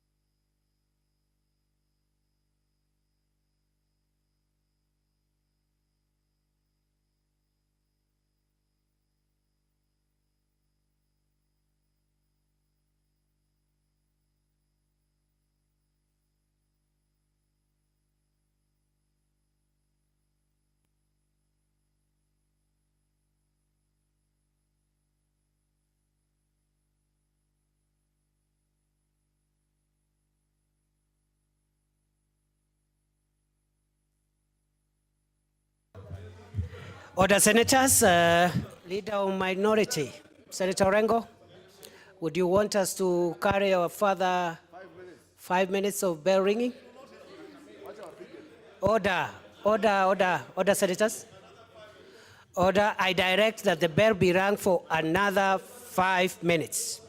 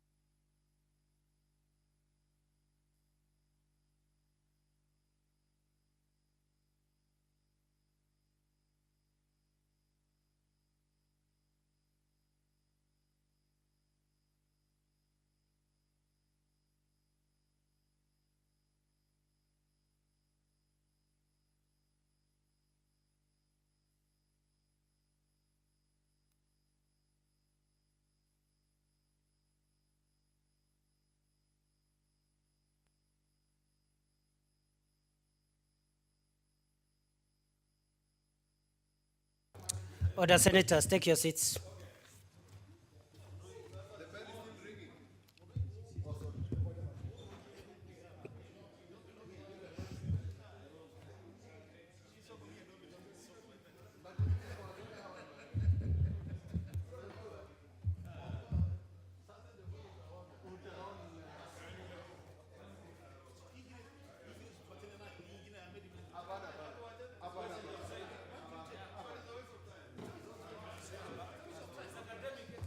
Order, Senators, order, Senators, order.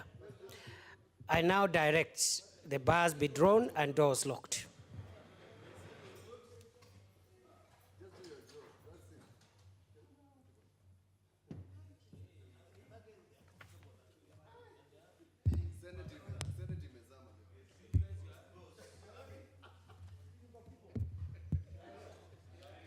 Order.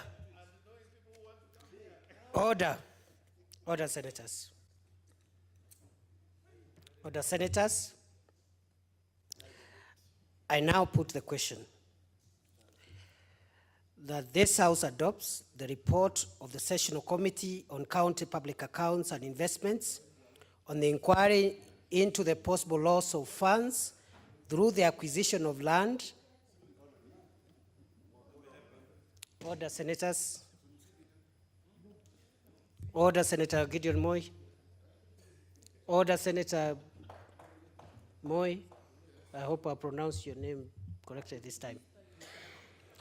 Now I'll repeat, senators, I now put the question, which is that this House adopts the report of the Sessional Committee on Public Accounts and Investments on the inquiry into possible loss of funds through the acquisition of land, LR number 7879/4 part, by the National Land Commission for use by two public schools, Ruaraka High School and Drive-In Primary School, Nairobi City County, laid on the table of the House on Wednesday, 8th August 2018.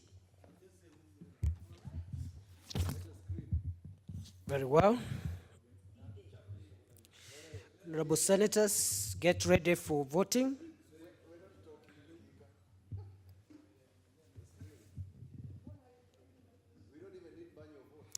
You can vote now. Not yet.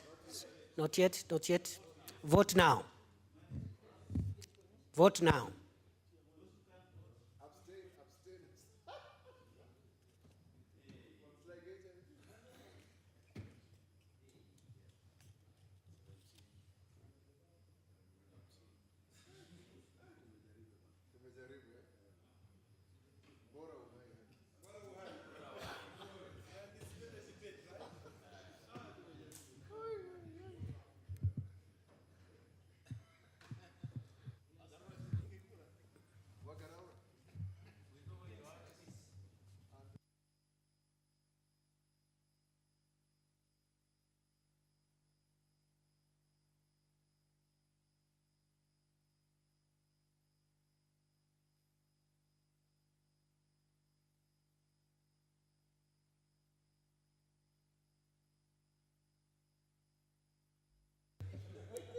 Order, senators, that's the end of voting. Any assisted voters to approach the table.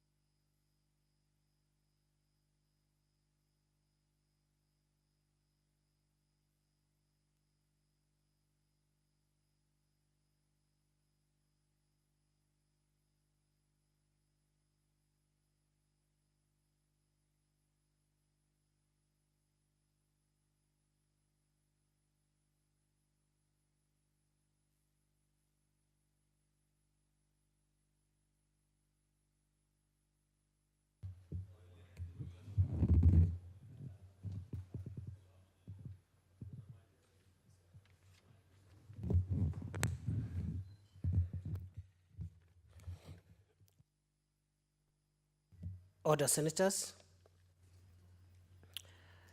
These are the results of the division. The abstentions, 0. The noes, 4. The ayes, 15. And therefore, pursuant to Standing Order 124 of the Constitution and Standing Order 78 2C, I repeat, order, senators, I repeat, therefore, pursuant to Article 124 of the Constitution and Standing Order 78 2C, the question is lost. Order, senators, I now direct that the doors be open and the bars withdrawn. Next order.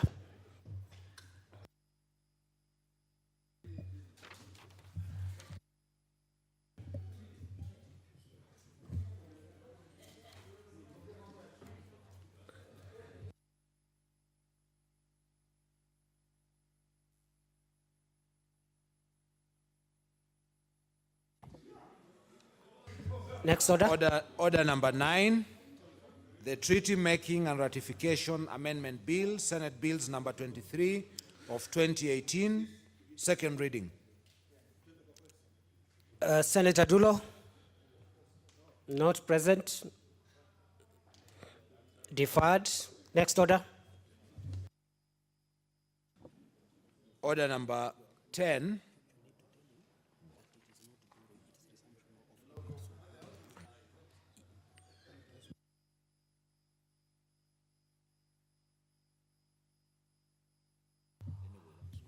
Order, sorry, senators. That matter on order number, the item on order number 9 was actually for resumption of debate.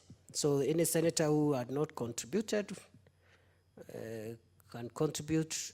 I see the request from Senator Charagai, who has left. Senator Olekina has left. And therefore, mover to reply. Mover is not here, and therefore, when the mover engages the chair, a time for division will be set. Next order. order number 10, the Local Content Bill, Senate Bills number 10 of 2018, second reading. Senator Gideon Moi.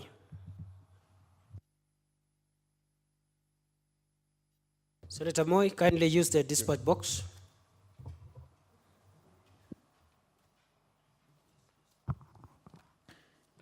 Thank you, Mr. Speaker.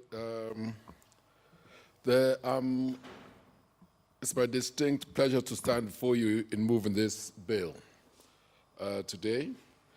The Local Content Bill, Mr. Speaker, was drawn up by the Senate Committee of Energy to make sure that Kenya fully reaps all the benefits of the oil and other natural resources. It was inspired by my committee at that particular time, and that was in 2014, the first Senate which sat here. Mr. Speaker, the importance of this bill to Kenya is enormous.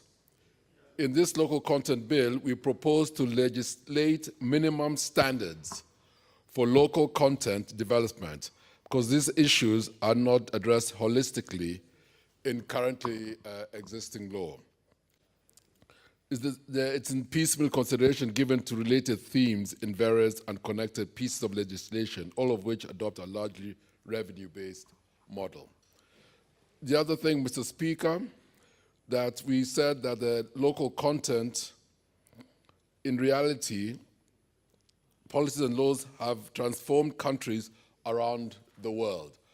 Mr. Speaker, I would like to give 3 examples of the countries which have adopted the local content in their legislative agenda and made it in bills. Let's start with Nigeria. Yes, that country. The first image that comes to mind when we think of Nigeria and oil resources is Niger Delta and the conflict that has dismembered communities there. But there's a beautiful story told by local content development there. Before 2010, Nigeria, like Kenya, did not have a local content policy at all. But after, and in spite of being the world's 8th largest oil exporter, it did not have, and they were being exploited left, right, and center.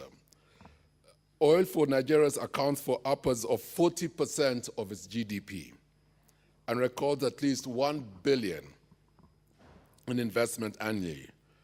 Before 2010, over 90% of the investment inputs were imported into Nigeria, and there were no local Nigerian companies in the supply value chain. In 2010, Nigeria passed the Nigerian Local Content Bill, which required local firms to participate in the extractive industry value chain. Immediately the bill was passed, Mr. Speaker, there was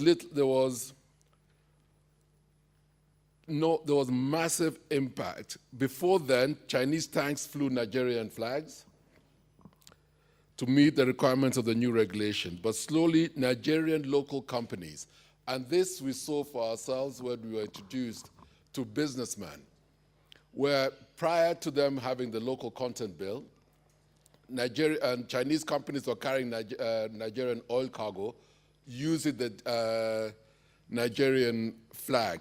But after the local content bill, slowly by slowly, the businessmen, because of compulsion, came into the industry. Today, Mr. Speaker, you have Nigerians who have super oil tankers, thanks to the local content bill, which compelled that they had to have a Nigerian content in their logistics. The Nigerian local content law has achieved phenomenal success, enhancing domestic participation and facilitating growth of a globally competitive domestic industry and auxiliary. We went to Brazil and we saw what happened in Brazil.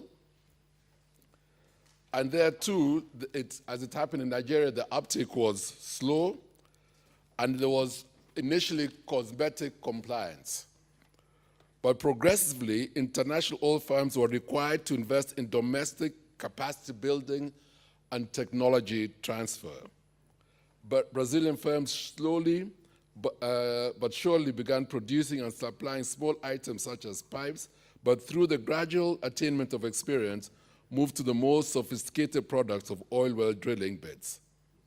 As at 2016, just 13 years following the adoption of a local content policy, Brazil is one of the world's leading producers and suppliers of sophisticated oil well drilling bits that are used from Texas to Saudi Arabia.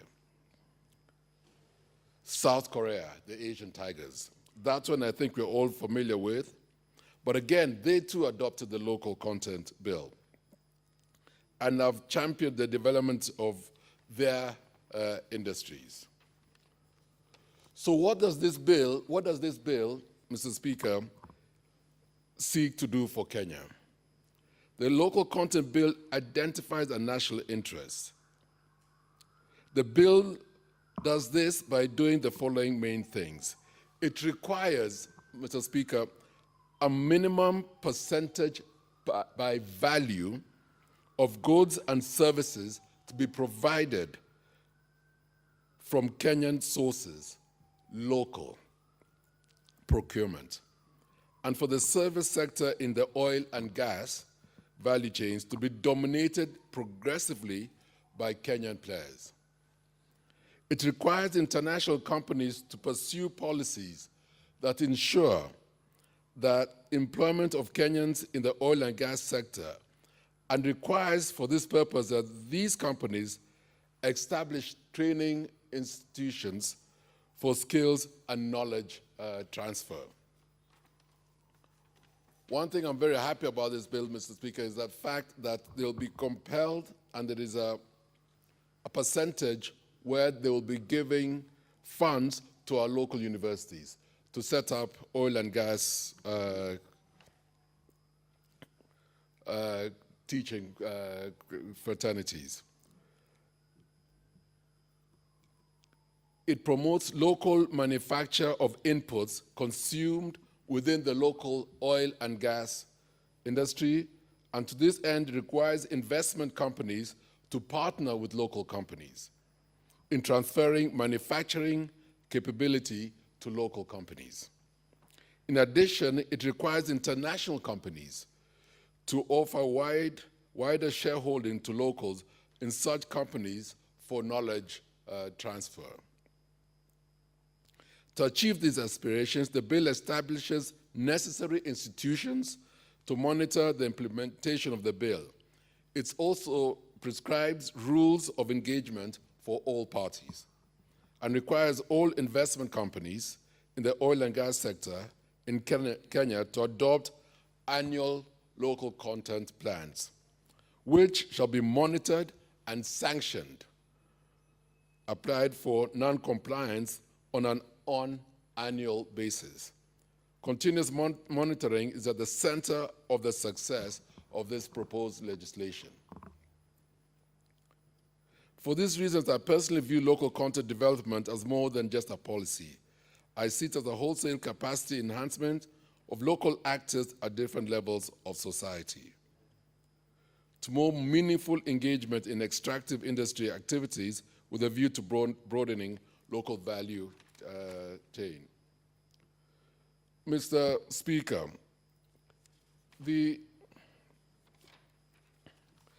purpose, as I summarize, the purpose of this bill at the end of the day is that we want to see how are Kenyans getting value and benefiting from their natural resources. We want Kenyans, for lack of a better word, to have a lick of the spoon. We want Kenyans from the whole value chain, starting from those who start the cooking, the food industry, the logistics, the transport industry, the lawyers, Mr. Speaker, which I'm sure you'll be interested in, the bankers, the engineers, and so on and so forth, right through the value chain. How are they benefiting as Kenyans in these natural resources? And we are not trusting the companies that they promise that they will help Kenyans. No, we're legislating to compel them that this is a must and this you will do because these are resources which belong to Kenyans.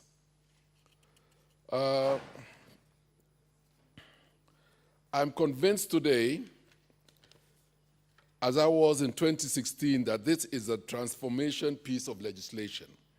In this bill is bound up by the very essence of our aspirations as a people, and through it, the opportunity to actualize our constitutional aspirations of prospering our peoples through the judicial exploitation of natural resources. I'm persuaded it shall bring prosperity to the entire nation and all our people. And for this reason, I have zero hesitation in stating unequivocally that this is a very good bill. With this bill, Kenya will have gifted herself a versatile tool that would equip her well to ease into the globalization gravy train in the oil and gas sector, rendering her domestic private sector not only resilient, but globally competitive and resourceful with strong domestic industries. We, through this bill, seek to make a bold statement that we shall no longer, as a people, stand and wait for goodwill of the global investment companies, but that we shall from now on take charge of the tools of trade, improve our capacities, and engage on equal terms with a fiercely national outlook. Let us gift ourselves and our future generations the keys to sustainable development. At this juncture, I would like to thank all those who were involved in the development of this bill. I'd like to thank the committee of the last Senate, some who are with us, very few, you being one of them.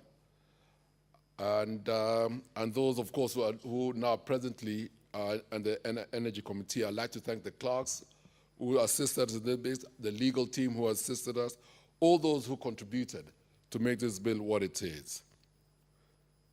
Let us be more equitable, more prosperous, and more united republic through enacting progressive and futuristic piece of legislation for the benefit of our current and future leaders. I now would like to call the esteemed senator from Kitui to second. But you need to move first, so you must conclude by saying you beg to move, and then now. I beg to move. I thought you knew. Okay. Order. Order, Senator Moi. Yes, yes. I beg to move. Thank you. Very well. Thank you, Senator Moi. Senator Wambua. Thank you, Mr. Speaker. Mr. Speaker, from the onset, I want to say that I stand to second this bill and thank the Senator of Baringo for moving this very important bill, which I believe, Mr. Speaker, as he says, it's a progressive piece of legislation. Mr. Speaker, in support of this bill, I want to begin by saying that, Mr. Speaker, Article 96 of our Constitution, very explicit that the Senate represents counties and serves to protect the interests of those counties and their governments. One of the most refreshing provisions of this bill, Mr. Speaker, is that the bill is very explicit that the interests of counties and county governments are taken care of in as far as the extractive industry is concerned. This bill, Mr. Speaker, creates a platform or framework through which the benefits from exploration of natural resources are able to trickle back to the communities where those resources are found. The Speaker, in support of this bill and as I second this bill, I want to go to part 2 of the bill, Mr. Speaker, which defines the roles of both the national and the county governments in the extractive industry. The Speaker, as both levels of government define their roles under this act, there will be more clarity, especially on the part of the operators or the extractors of these resources, on where exactly they should go and for what. One of the biggest challenges that we have, because Mr. Speaker, I come from a county that has a wealth of natural deposits, including coal, iron ore, manganese. And one of the biggest challenges that we face as a county is the lack of clarity as to where the extractors should go for what licenses, whether it is to the national government, whether it is the county government, and what roles each of these governments should play to facilitate the exploitation of these resources. Mr. Speaker, this bill puts that matter to rest, and the roles and duties of especially the county governments are clearly stated in this bill. The Speaker, another important aspect of this bill is that it puts in place a platform on which communities can negotiate for benefit sharing agreements. The Speaker, you realize that, and I will keep making reference to my county, Mr. Speaker, that another challenge that we've been facing in the extraction of resources from my county is what percentage of the extracted resource the benefits from it. What percentage of that benefit should go to the community? What percentage should go to the national government? What percentage should go to the promoters of the projects? And this bill, Mr. Speaker, creates a platform where the negotiation for benefit sharing agreements could be ironed out without much conflicts of interest. The Speaker, the bill creates opportunities for locals to take full advantage of opportunities along the extractive value chain. While moving this bill, Mr. Speaker, the mover has made reference to the Nigerian local content law. This law, Mr. Speaker, has continued to play an important role in building local capacity and capabilities for both personnel and companies in Nigeria to continue to play a leading role in the exploitation of their natural resources. And according to the Nigerian local content law, the provisions are very clear that there is exclusive consideration for indigenous companies when it comes to exploitation of natural gas, petroleum. The Speaker, this bill, clause 8 of the bill, it obligates county governments to play a facilitative role in the development of capabilities and capacities of local contractors and companies.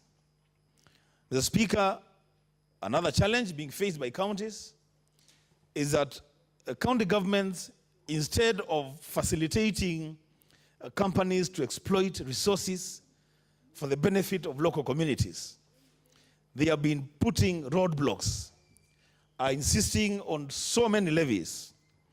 This bill on clause 8, Mr. Speaker, it puts paid to those discussions and obligates counties on what their duties are and what their roles are in the extractive industry. It also makes it mandatory for county governments to implement strategies to enable a local participation. Mr. Speaker, as I go to conclude in my support in seconding this bill, clause 30 of the bill makes it mandatory for foreign companies that win contracts to get involved in transfer of technology to local persons and local companies. The bill obligates the cabinet secretary in this sector to ensure that the envisaged transfer of technology is not whimsical. It's not a decision that he makes. It's a decision that must be penned and signed through contracts, agreements, and concessions.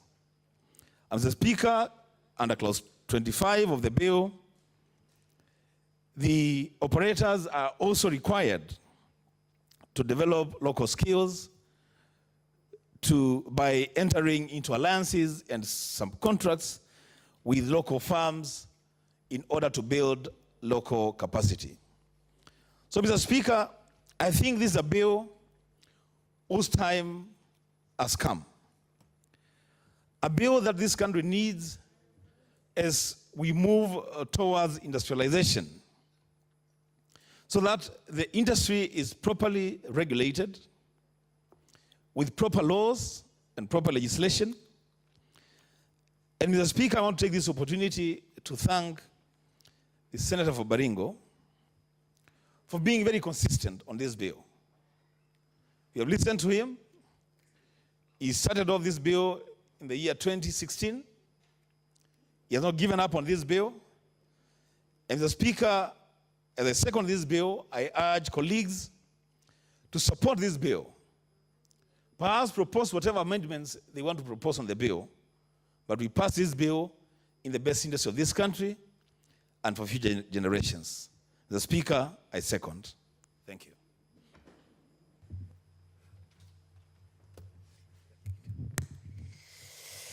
Thank you, Senator Wambua. Other senators,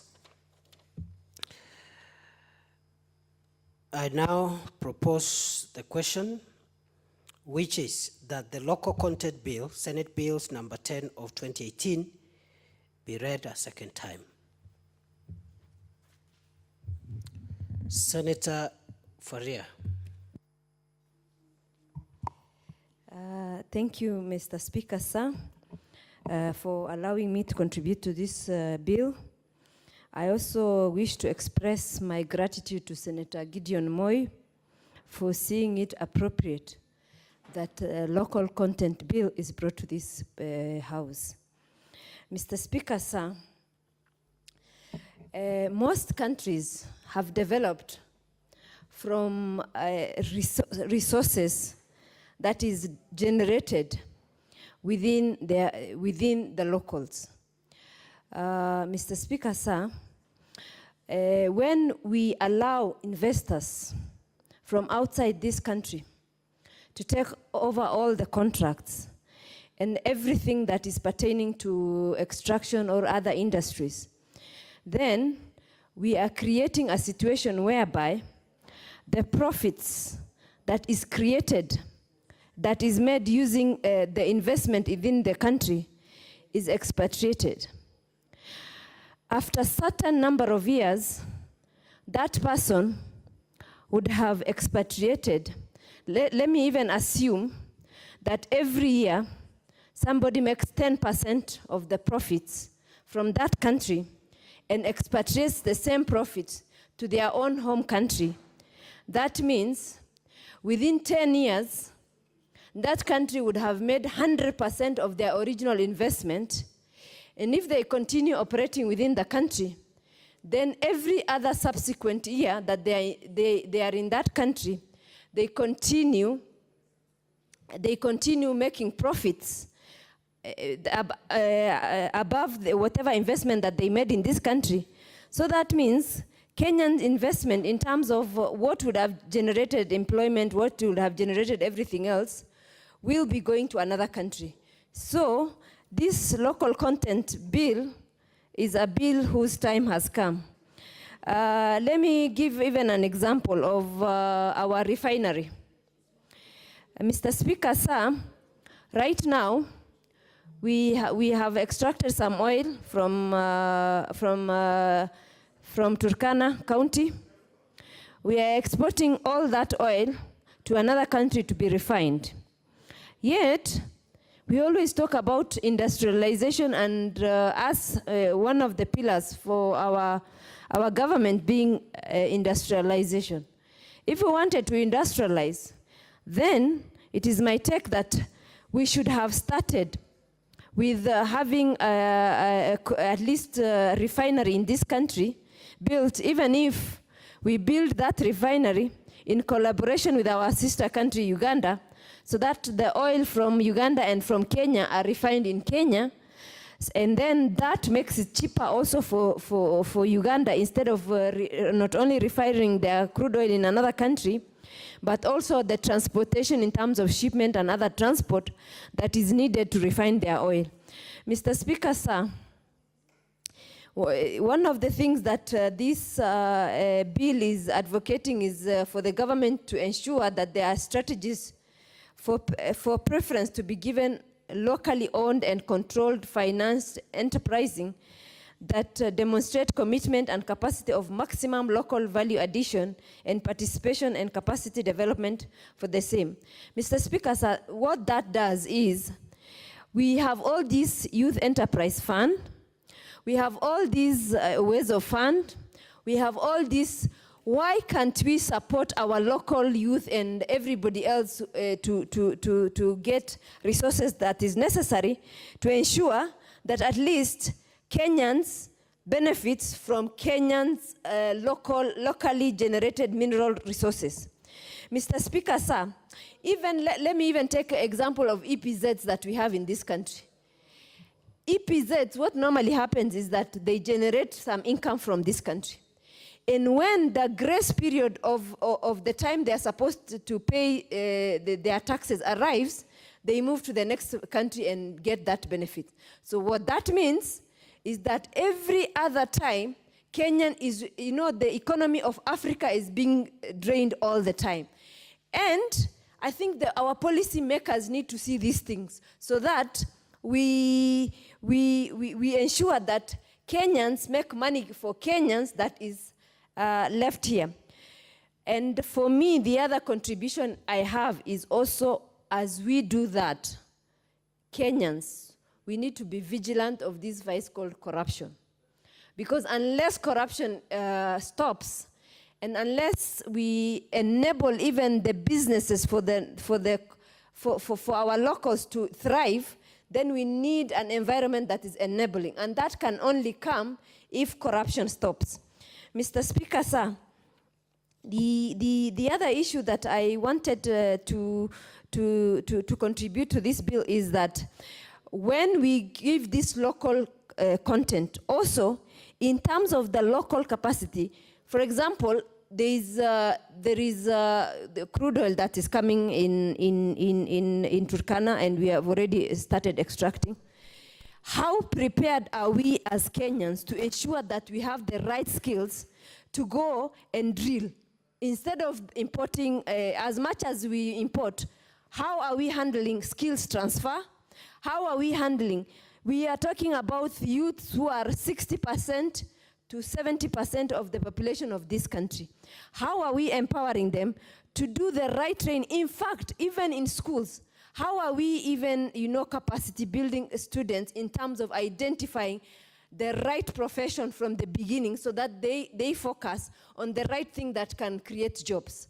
Because all of us want to do white-collar jobs, and the youths are busy looking for jobs. White-collar jobs, there are few people who sit in an office who wait for other people to generate business for them to execute that business in terms of paperwork.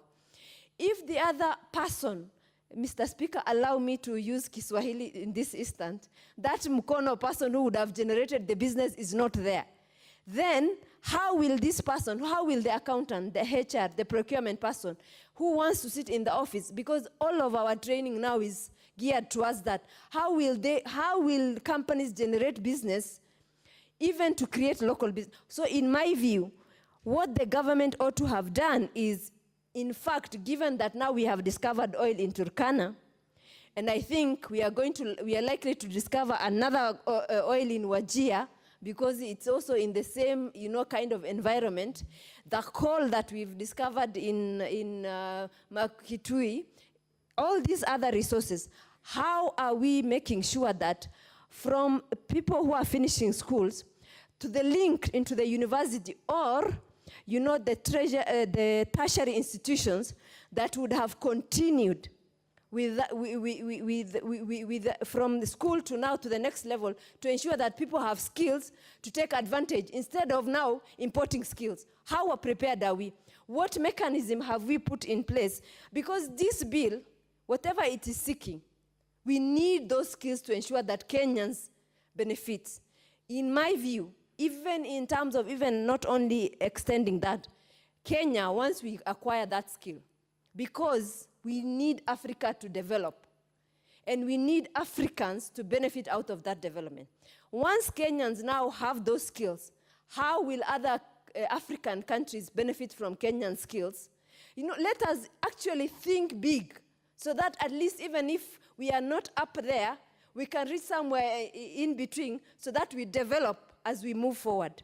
Mr. Speaker, I thank you so much. But this is a bill that is extremely important for this country that every Kenyan should support. I thank you, Mr. Speaker. Thank you. Senator Professor Ongeri. Thank you, Mr. Speaker. I rise to congratulate the move of this bill, Senator Gideon Moi, for having carefully thought through one of the most important elements that we need to introduce into our country in terms of how we handle both the natural products or the natural materials that are available within the nation of Kenya in every sphere, whether that material is in the air like the wind energy, or whether that material is on the surface like the water. Today we're having the blue ocean and other benefits that accrue from that level, or whether they are underground materials that need to be exploited. One of the biggest headache that I've seen over the period of time for many years back is that when you want to explore or invest in industrial products, that the local content or the local people are nowhere to be seen. So how do you then enrich the country, its people, and the population if you are not able to create a local content aspect of the bill that will enforce the law, the constitutional framework that was laid out, that every Kenyan shall enjoy the prosperity of this nation? How are they going to enjoy that prosperity if they are not allowed to be able to add value through their own contents? And therefore, Mr. Speaker, in a nutshell, this is one of the most important bills that we need to pass through this House as fast as we can, because I see it in many dimensions. The first dimension is that most of the industries that have been set up in this country, very few Kenyans have a direct input in those industries. So what's the net effect? Is that when the profits are being declared, there is a complete evacuation of all the profits outside the country, and therefore the country does not stand to benefit in any way or in any manner. And why do I argue so? Because I know if there are industries set up in this country, you need the manpower. Those manpower have to be completely, properly skilled. One time I had the pleasure of working as a minister in the President Moi's government, and I was given the task of technical training and applied technology to be able to set up the skill program for this nation. And that was meant to be able to get Kenyans acquire certain skills at various levels that then can be able to participate in any industrial venture that comes to this country. So first, that you are able to secure employment for those people who are skilled. Secondly, that you are able to give our institutions the training opportunities, particularly the universities, technical training institutes, and other such institutions, to be able to provide enabling capacities to enable Kenyans excel in every sector of the sphere, whether it's in the marine sector, whether it's in the industrial sector, whether it's in agricultural sector, whatever sector you are in, or in the social fields or in the sciences, whatever sector you are thinking about, that the capacity of our Kenyans will be able to put in their stamp so that they are able to earn out of their sweat and out of their skills. So the first important element that bill brings out is the content of training, that we must now gear our universities, our TVET colleges, to train manpower which are relevant to the industrial needs of this country. Then it means that there must be a public participation between our public universities and even the private universities with the industry in this Kenya to be able to mold a curriculum that is serviceable for both sides. So there's the problem, the question of developing a curriculum which is essential and important for delivering this capacity. So that's a gain through this bill. The second gain is that when it comes to elaboration through the skill, there is the element of innovation. In any country, money lies in innovations and intellectual property rights. Today, China is harassing the rest of the world because they have put their resources, they have put their energies in ensuring the people who are skilled come up with multiple innovations that are able to churn out various products that are now competing worldwide, and therefore creating immense wealth for the Chinese government. Equally, Kenya can borrow that example, that once we have developed our manpower base, we have bequeathed them with the skills that are necessary and essential for the development of that industry. They will be able to excel in a very much better way than hitherto, as has been the case. And therefore, this bill gives effect to be able to, to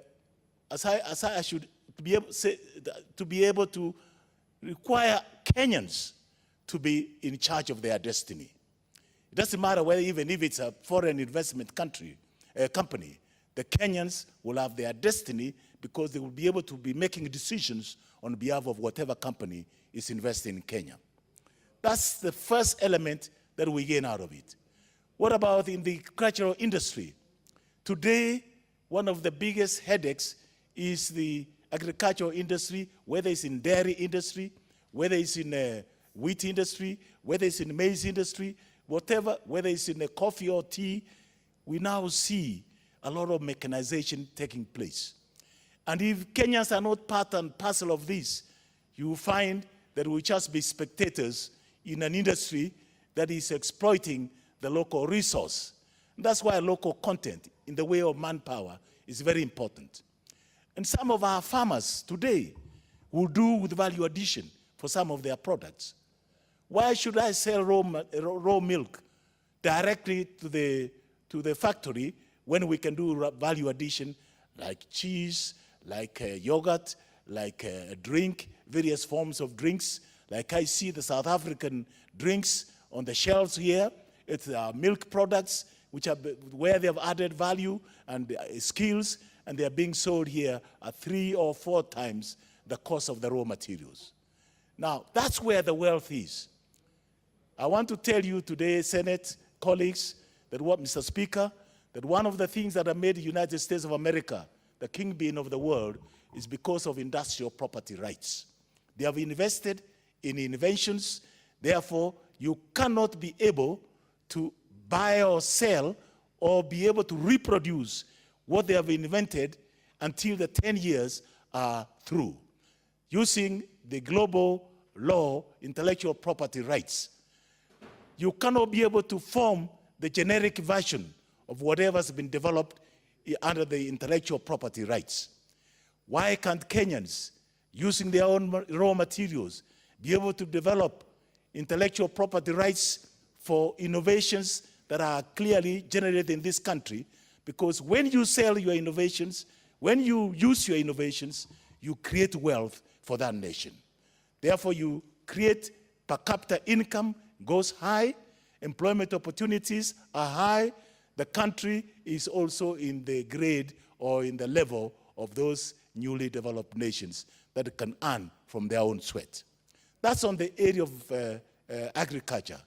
In the area of minerals and underwater materials, we have petroleum products. And this is a feature we're going to see as we move forward, as they continue exploring. We do not have the expertise to be able to do the extractive processes that are required. You need chemical analysts. You need also people who are able to know the density of the petrol, to know the molarity of the petrol, to know the characteristics of that liquid that we want to exploit. What is happening today? We get the crude oil, it's transmitted in crude to the port, it's refined, or the raw material is exported as it is. I believe that one of the initiatives of this country, under the manufacturing flag-bearing, the Big Four, manufacturing features very prominently on this level. I believe one of the things that we ought to do is to establish various refineries so that if we have discovered the crude oil in Turkana, for instance, why can't we have a refinery there? So with a pipeline that goes all the way to Lamu, can be able to transport the finished product for exports. That will earn the country tremendous resources and money. Now, I have had a little problem, Mr. Speaker, when a resource is found within an area. How do local communities stand to benefit? How will Meru, for instance, benefit if you discover some minerals in the underground? This Senate must pronounce itself very well, because the percentages that are being shared from industry to industry differ. We need to make a standard rule, a standard legal framework that will be able to assess what kind of percentages are available to the people. If the local content takes a bigger share, then those percentages can vary. But so long as the local content has not taken a bigger share, then we're in deep, deep, deep trouble. We need to be able to rationalize this thinking and get these things moving in a manner which is very predictable. One of the things I've also noticed, Mr. Speaker, in this aspect is that we stand to gain immensely if we have a legal framework that will tie in all these things that I've mentioned. So in summary, what am I saying? I'm saying this. The local content means increasing the knowledge and the power of our people. That's one. They will have to know what they are handling, what they are doing with that product, and how that product is going to be finished. That's one. Number two, the local content will be able to give skills to our manpower. Skills are in a different level. There are those semi-skilled, those who are skilled, and those who are in the top grade, who need not have to go to the university to be able to acquire those skills. We have more than thousands and millions of our children who can acquire skills and be able to eke a livelihood out of those skills. And they're just lying idle. They're lying dormant. That's second element that we stand to gain. The third element that we stand to gain is that people from that region will gain from whatever resource is available in that area. And that will raise the lifestyles of people a little higher than what it is today. So the local people will benefit. The fourth element is that our universities will be able to tailor courses and training programs that will be able to be supportive of our industry. So it's a symbiotic relationship between the public sector, the private sector, and the universities, and various other training institutions. Therefore, they will be able to create an enabling environment where these people can be able to thrive. Now, the fourth element that we shall be able to gain out of this is the sustainable use of our raw products. Look at the environment. We've totally destroyed our environment. We're not being able to use it sustainably. And I suspect in a few years down the road, we'll have a country which is almost a semi-desert. And we need to think about this. How do we use technology? How do we use local resources to sustainably exploit what is available to us, while at the same time replenishing that we are using? So sustainable usage of materials is also got a connotation of replenishment. Therefore, again, replenishment is a total new game altogether, because you can employ thousands and thousands of people in replenishing your environment so that they can be able to feed into the products that you want to develop and sustainably use those resources for the benefit of this nation. And the fifth, it will be able to increase the GDP of this country. We don't have to start struggling about our GDP base.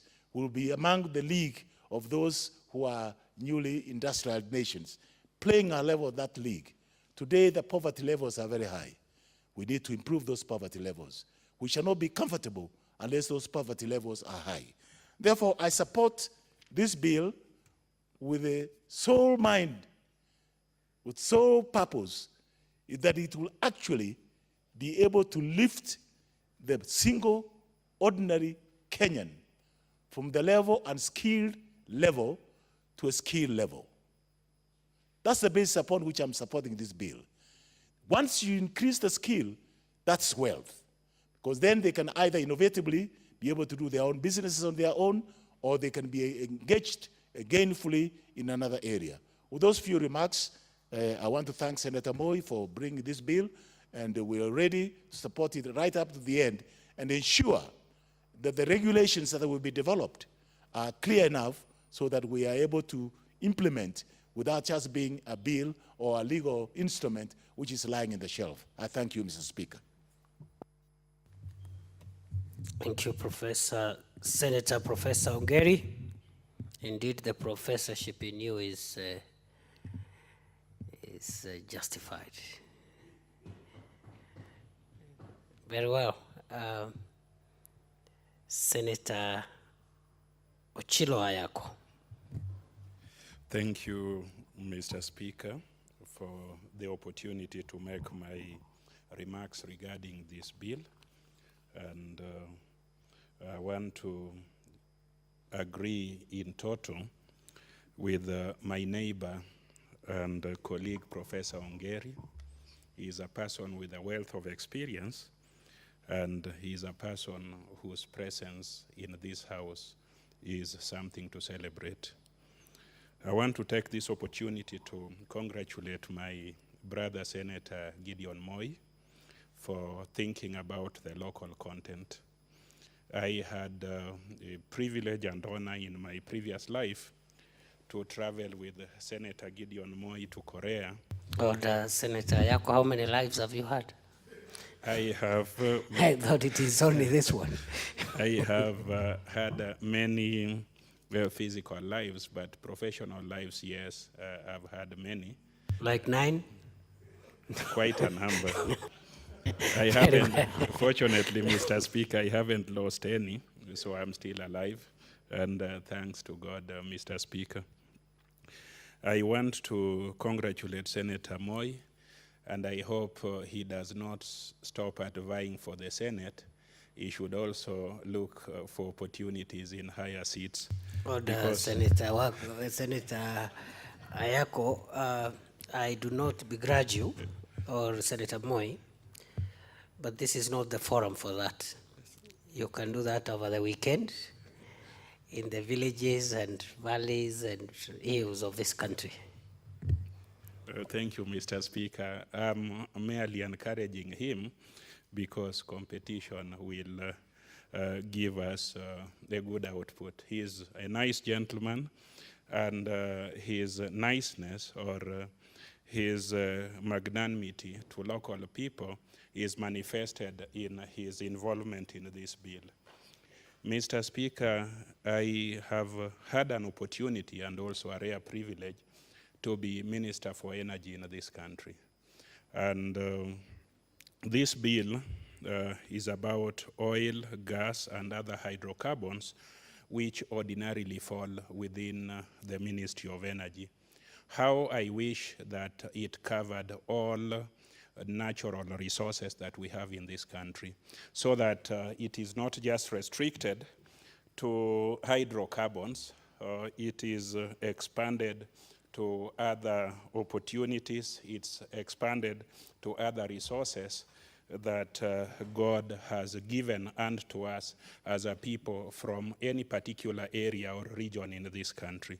But nevertheless, this is a wonderful and the right step in the right direction towards identifying the need to benefit locals in extraction of resources that naturally are found in their areas of residence or their areas of birth. Now, Mr. Speaker, if you look at this bill keenly, and I believe everybody has had occasion or will have occasion to look at it keenly, this bill has a presupposition and a correct one, that most of the owners of the extractive industries are people who are foreign to our nation. They are people who come from beyond our borders. They are well-resourced people, and they are people whose objective is to exploit as much as they can, get out of the country, make their money, and go to wherever they came from. So this bill is premised upon that, And that is correct because if you look at most of the corporations that are extracting minerals, are extracting oil or hydrocarbons, you will find that they are owned by foreigners. You will find that they declare profit beyond our borders, and what they declare to have profited for are things that God naturally gave to us. And whenever they make such profits or they declare such profits, very few of our locals benefit from such declaration. So it is a timely bill. It is important to appreciate the fact that God is always kind to all countries. God has been kind to Kenya. Many people thought that Kenya did not have oil or gas or other forms of mineral. But in the last decade, I think discovery of sufficient quantities of oil and gas indicates that God has been as generous to us as he has been to other countries. Now it is upon us as a people to have a legal framework through which we do not allow other people who come from other countries to lick us clean and leave us dry or broke. So this bill is a timely bill that ensures that something substantive is left within our borders and something substantive is left among our people. And as has been correctly identified by the wonderful Professor Ongeri, the most important local content is knowledge. Knowledge and technology is so important because without knowledge and technology, you will be a person who has been taught how to eat fish, but not how to catch it. I think it's important to be able to catch fish and to pass the knowledge of how efficiently to catch and look after fish, rather than being given an overwhelming appetite for eating fish. So it is important that we are able to have a legal framework through which multinational companies coming within our borders to participate in extraction of minerals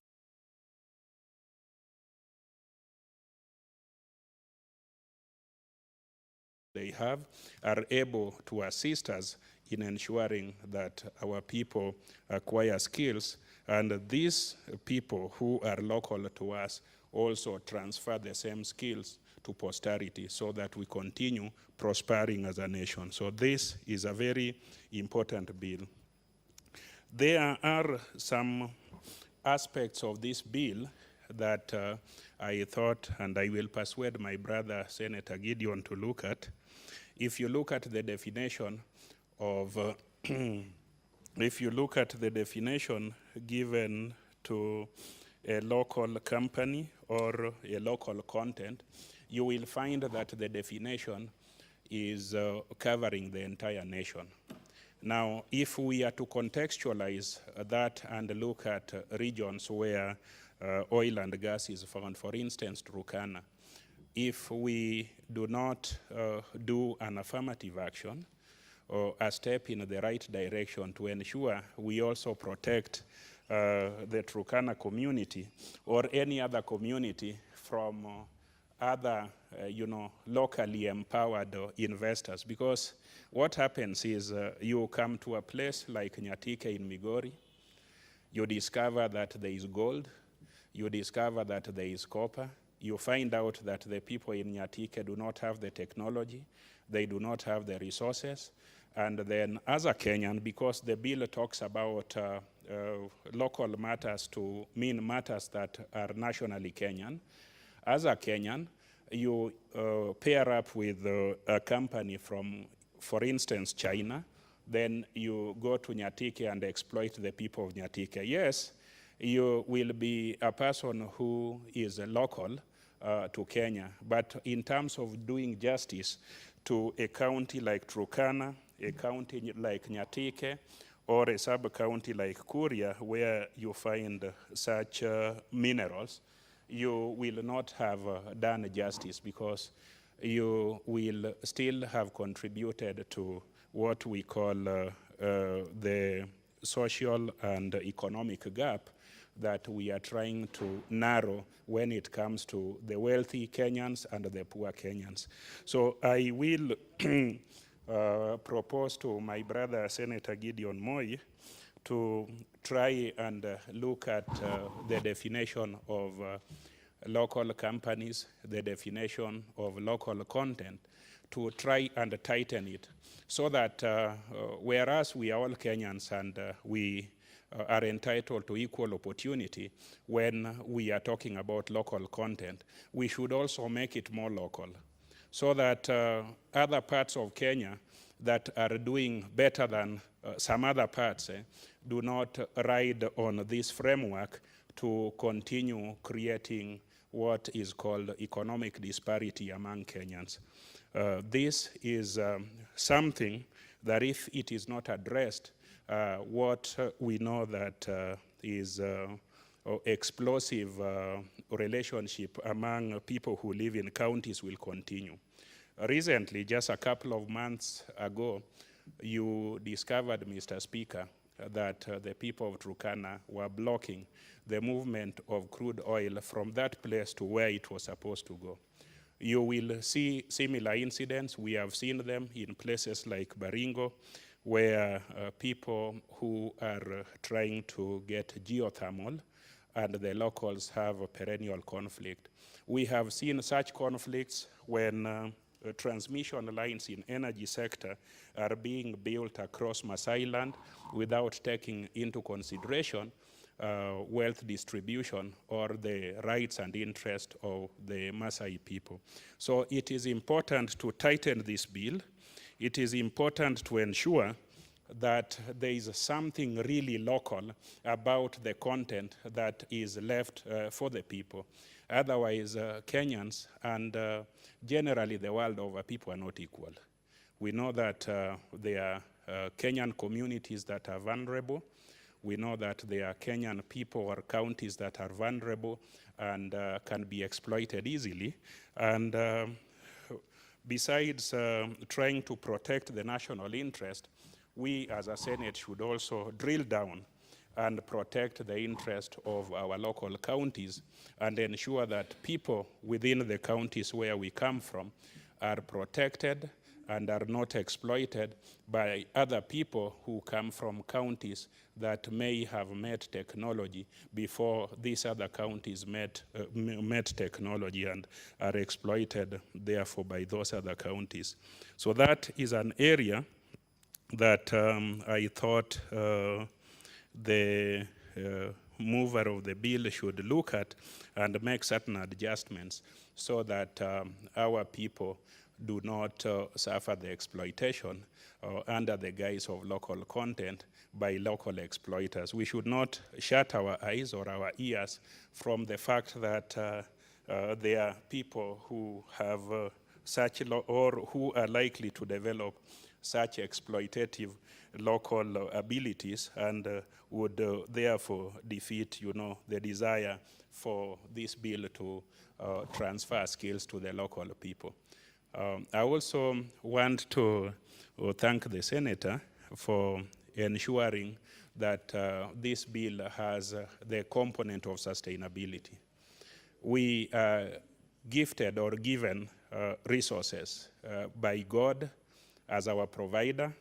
We are given, and if, Mr. Speaker, you look at the holy book, that is the Bible, Genesis chapter 1, verse 28, we were directed, and I think that is the first commandment God gave us, to multiply, fill the world, conquer it, which in my view is that we should manage it in a sustainable way. That is the book of Genesis, chapter 1, verse 28. Now, managing the environment sustainably is very key. It is something that we have also put in our constitution. And as we extract these minerals, there is a lot of degradation, there is a lot of wastage, and most of these minerals also get exhausted. And once they get exhausted, the people who will come after us and those who will come after them, the ones we call the children of our children, must find a place that was also created and gifted to them by God. We should not assume that we are the last creatures that were given that commandment by God. So as we use technology, as we exploit these resources for the benefit of the current humanity, we must be mindful of the fact that God continues through our mothers and sisters to give life to future generations, and these future generations are entitled just in the same way that we are entitled to have a good environment, to have resources, and to continue to live the same way that we are also living. So this is a good bill, and Mr. Speaker, I would like to support this bill in its entirety. I also want to propose that other sectors, not necessarily the energy sector, where we have natural resources, resources that are gifted to us by God, should also have a similar bill, a similar policy, similar principle that promotes the transfer of skill, that promotes the empowerment of local people as other multinationals or global companies try to assist us or partner with us in making these resources of monetary or economic use to us. With those very many remarks, Mr. Speaker, I want to once more thank the mover of this motion, and I want to encourage him to continue moving more motions and probably to look for better things. Thank you very much, Mr. Speaker. Order.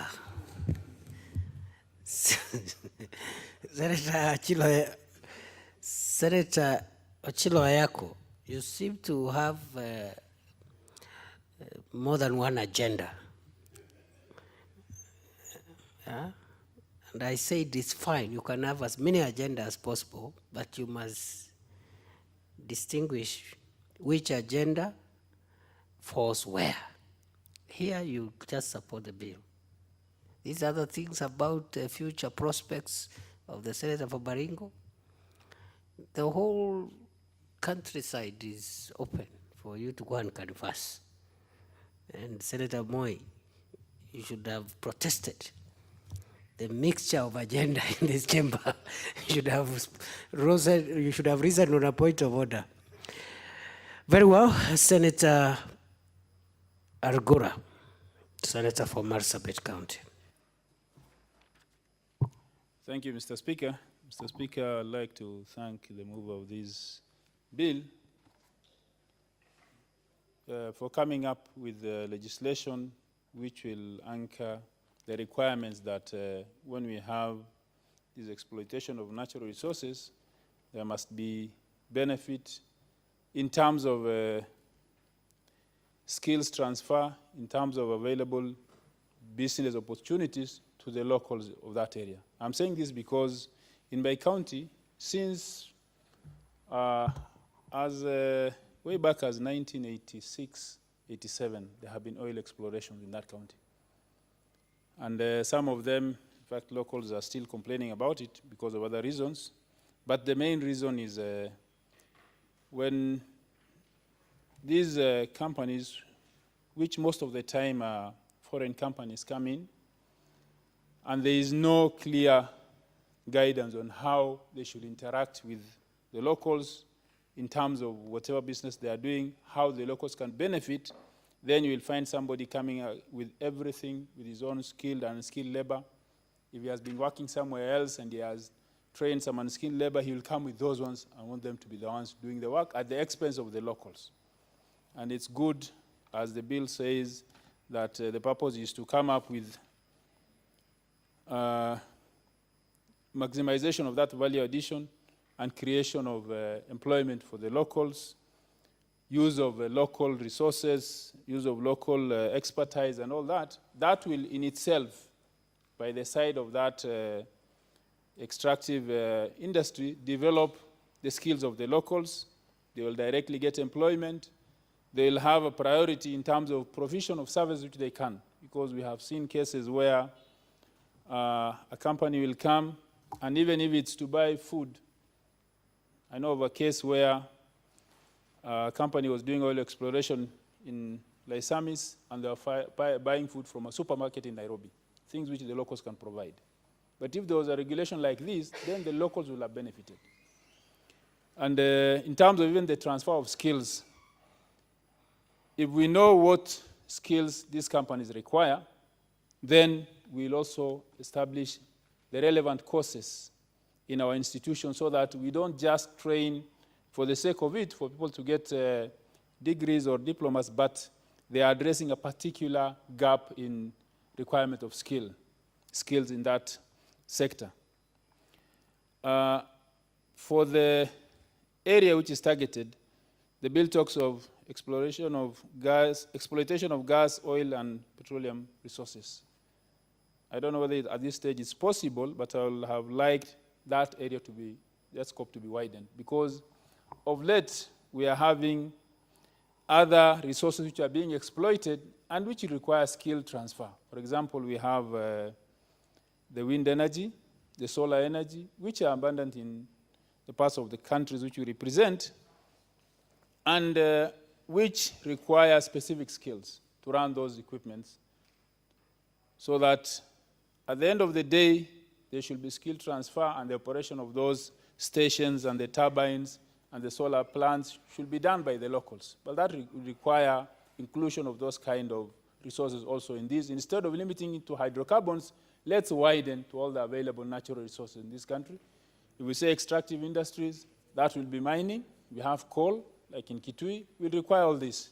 So let's see, instead of having series of legislation addressing different resources, if this could be, yes, local content, but for all the extractive industries and for all the natural resources exploitation, that will make it neater, and they will have a legislation which will cover all the available spectrum of natural resources, because other than that, I think the bill is applicable to all the natural resources. It's only in that restriction at the beginning. Mr. Speaker, we know we have other bills in this House, like the natural resource benefit sharing, which goes directly to addressing what accrues from that exploitation of that resource. But this one should not be confused with that. This is only on the side of transfer of, or the available opportunity during the establishment of that extractive industry, because we'll have employment of youth, that is transfer of skills. And also, when they are doing that, these extracting industries should also have some kind of scholarship so that the youth from those areas are trained. They can learn the necessary skills so that they can come with time. There will be transfer not only of skill, but even of management of the systems. And as Senator Ochilo Ayako has said, when we say a local company is a company registered in Kenya, that also disadvantages locals, because Kenyans are not at the same level in terms of development, in terms of skills and business. And if a resource is found, for example, oil in Turkana, then it should be biased towards companies from that region, so that people of that region also can get opportunities. For example, you'll find a company like the oil exploration company will require labor. It will require, they're even hiring out, they're even hiring from the locals, maybe vehicles, instead of buying their own. So the locals will get that opportunity of getting the required vehicles and hiring them out to the company. They will also be supplying what they can in terms of the daily usables like food, like office maybe usables. All that can easily be procured from the locals. And if the locals know that opportunity available by law, then they will also prepare themselves. When you hear there is an industry coming up here, you will get the necessary skills, you will get the necessary capacity so that you benefit directly from it. And that way, it will improve and it will develop the economy of that area. Unlike what is going on now, where a company will come with everything. And the only thing you get from them, like the ones I know, is manual jobs like maybe casual work, security guards. That's what they give you. While they come with even drivers, while we know everybody knows that in this country, there is no shortage of drivers wherever you go. But then they will come with complications, with requirements, which are tailored to lock out the locals. Because along the way, when they were coming to these countries, into this country, Kenya, other Kenyans have already brokered some of these facilities along the way. That I'm the one who's going to provide the vehicles, I'm the one who's going to provide food. Already, these small tenders have been collected along the way. By the time you're coming to the community on the ground, you're already fully equipped. And that is wrong. What does the community on the ground benefit? You will be there for the next 20, 30 years, but this community has not benefited. So let's limit even the company to the local company. The policy should be what they need should be sourced locally. If it's not available in that local, if it's a ward or it's a sub-county, then in that county. If not, then now you can move nationally. That way, we'll make sure that everybody benefits, but the local one, the one who will be affected directly by that activity or that exploration or that exploitation of that resource benefits directly, because more often than not, that's the person who is affected directly one way or another than the other Kenyan. Mr. Speaker, I support that we need to have this kind of legislation, because this is the only way we can make sure that Kenyans benefit, and locals, especially people from maybe the northern part of this country or the arid parts. I'm saying arid parts because those areas have for a long time been neglected, and now that is where the next frontier of development is. That's where you get all these resources. If it's oil, it's in Turkana. If you go for wind, solar, it's all in these areas. And that is where the next frontier of development is. That's where we are talking of clean energy. And that is where now laws should be created to cushion the locals, again, influx of the other Kenyans who will come and take over even what the locals can do in terms of provision of locally available skills, materials, services. That way, then we'll have cushioned the locals. That will be a reason for them to develop. And that way, we'll have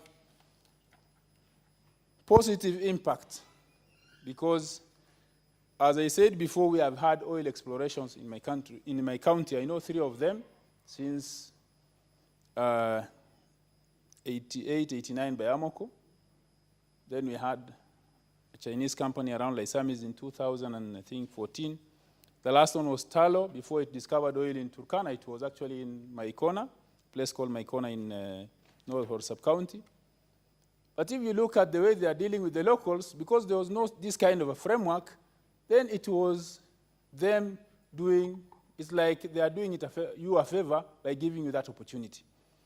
Mine is to request that I can see there is a responsibility for the county and the roles for national and county governments.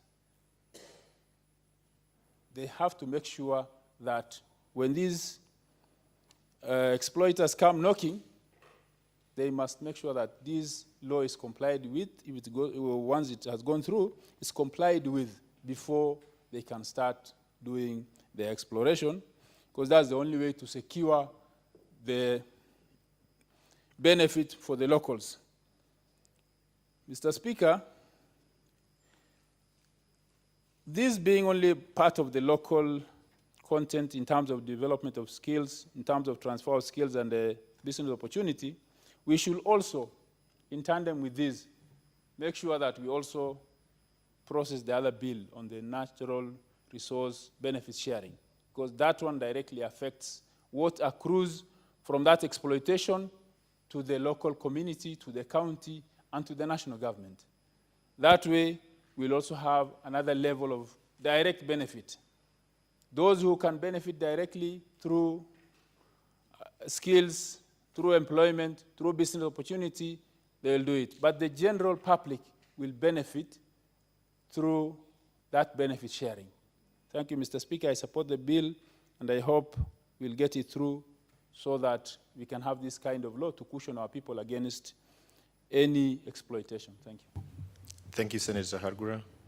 Senator Gertrude.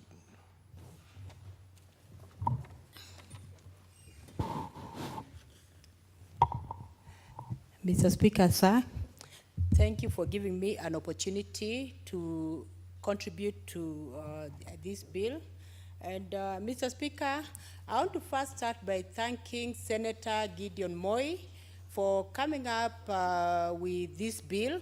And I want to congratulate the senator, and because he's in his mind and from the way this bill is framed, it is like he wants to ensure that what is Kenyan must benefit Kenyans. So I want to congratulate you, Senator, for coming up with this noble bill. And I believe that this bill is going to help many Kenyans in this country. And I want to say, Mr. Speaker, that I'm commending Senator for coming up with this bill that is actually sustainable. The bill actually informs sustainable development goals directly, and it has a direct impact. When you look at sustainable goal number 1, eliminating all forms of poverty. And so this bill is speaking to this sustainable goal.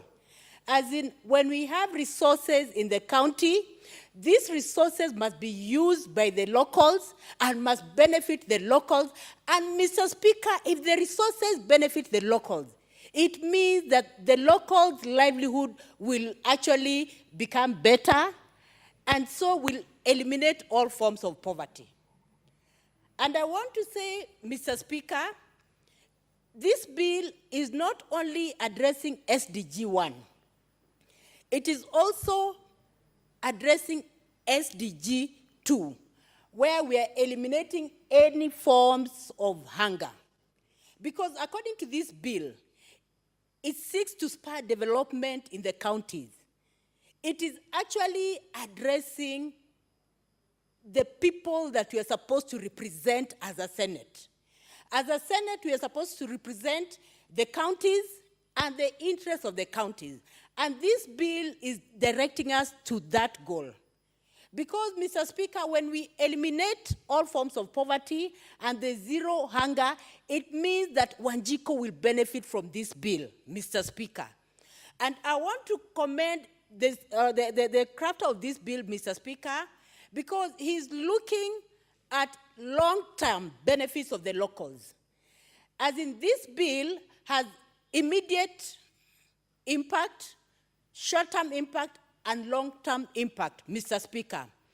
When even people go to a county and they find that there are resources, there are instances you'll find that the locals are not able to ensure that the resources are now used and can be delivered.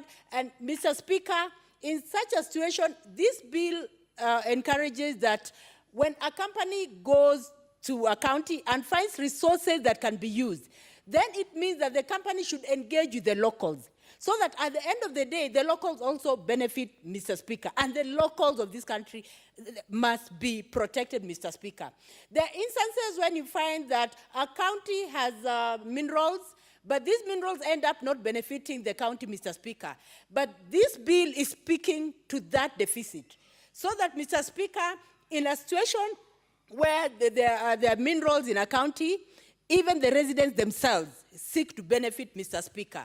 And, Mr. Speaker, that has implications that a company going to a county and finding that there are minerals must have short-term goals, must have immediate goals and long-term goals to ensure that the company also benefits the locals, Mr. Speaker. And I want to say, Mr. Speaker, that this bill has a direct impact to Article 43 of the Constitution that says clearly that everyone has a right to food, shelter, even education, all those rights. If the locals are empowered, they'll be able to manage themselves, they'll be able to have water, they'll be able to buy their own waters, families will be able to have a shelter, families, even people will be able to take their children to school, Mr. Speaker. So I want to say that this bill is well thought. This bill is well crafted, and it is a bill that needs to see the light of the day. Mr. Speaker, when you look at this bill, it is not only addressing the nation, but it is addressing humanity. It has the humanitarian touch, as in, you do not exploit the locals, Mr. Speaker. Mr. Speaker, when the locals benefit, then it means that the human race benefits, Mr. Speaker. And I want to say that in a situation where the locals are involved, in a situation where minerals are extracted in a certain county and the locals benefit, it means that there's going to be creation of employment. Mr. Speaker, employment is a real issue in this country. But in a situation where this bill is protecting the locals so that even the locals get employment, I think it is a noble bill, Mr. Speaker, because there are situations when you go to a county, you find some of our youths are just idle, some of our youths do not know what to do, but sometimes when you look at that county, you will find that there are mineral resources that are really benefiting the county, and the youths are not benefiting. So, Mr. Speaker, this bill seeks to protect the youth of this country. This bill seeks to ensure that we take care of our youths. We ensure that our youths are also employed. Mr. Speaker, this bill also speaks to a situation of joint venture. Like in a situation where an organization or a company or someone goes to a county and finds that there are resources. Now, in a situation where the locals are not able to manage their resources to deliverables, then there can be a joint venture where the organization can actually be in partnership with the locals, and eventually it will be a win-win situation, Mr. Speaker. And this addresses SDG 17. Mr. Speaker, I want to say that this bill is sustainable, and when we use local expertise, then we are also enriching our locals. We are also making them creative. We are also making them use their intellect. We are also making use of their capacity, Mr. Speaker. So I want to say that, Mr. Speaker, we have to really see how to ensure that our locals are protected, how to ensure that our locals are part of the investments that are in the county, and that our locals also benefit from the investments that are in the county, Mr. Speaker. Mr. Speaker, even as you talk about this bill, there's need, and Senator Gideon Moi, I hope you'll think of this, issues of training and capacity building of the locals. You know, there are instances when the locals are not even aware of the resources in their counties. There are instances when they do not know how to make use of the resources, how to benefit from the resources. And Senator Gideon Moi, I think this is an issue also you need to bring in, the issue of training, on local content, so that even our colleges, our TVES, talk about issues of training on local content, so that the common mwananchi is not naive in the counties. Because sometimes the common mwananchi is naive and is not aware of the goals they have. So there's need to build capacity in this area. And I would also wish to tell Senator Gideon Moi, this is a very good bill, but let it have also a component of persons with disabilities in the areas. Kindly. Even when you're talking of local content, when you're talking of investments, when you're talking of capacity building, when you're talking of benefiting from the resources, let all counties ensure that they're growing with their persons with disabilities. Mr. Speaker, persons with disabilities most of the time are left out.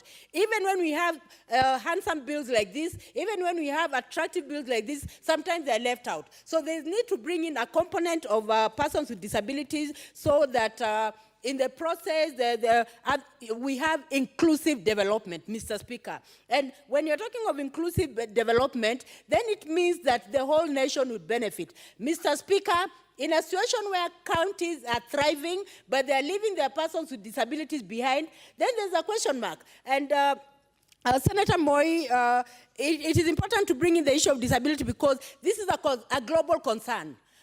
All nations worldwide are thinking of how they can grow and how they can grow their people and how they can also lift up their people with disabilities so that no one is actually left behind. And I want to say, Mr. Speaker, I strongly support this motion, this bill, I strongly support this bill. It is a bill that is well thought, and it is a bill that is really going to drive this nation and take this nation very many miles from where we are. Thank you, Mr. Speaker, and congratulations for this wonderful bill. Thank you, honorable senators. Now I don't see any more requests. I now call upon the move of the bill to reply. Thank you very much, Mr. Speaker. Before I continue, I'd like to thank profusely all those who have contributed. It's been very enriching, and I've listened, heard, and noted your concern. One of them is the issue which most senators have talked about, is the issue of what we call local. Because this deals with local content and what is local, and how do their local benefit and not be overrun by the other bigger local. Senator Agar, Gordon, I really agonized about this because even I was trying to drill down to local. For example, in my county we have now geothermal, and we've discovered oil. The benefits of this, first step should be to them. Likewise to your county and other counties. Where we were shackled, unfortunately, and the advice I was given by the lawyers here of the Senate was that we are shackled by the Constitution on that issue. But I think there'll be a time when you will be around, and we'll all be around, and see how we can maneuver ourselves so that the first beneficiaries are local, and then we step up to the others. Madam, of course, we must put, there'll be no development without our people, those who have disabilities. I totally agree that we must enshrine it in the bill, and together we will do that. And I forgive me for that,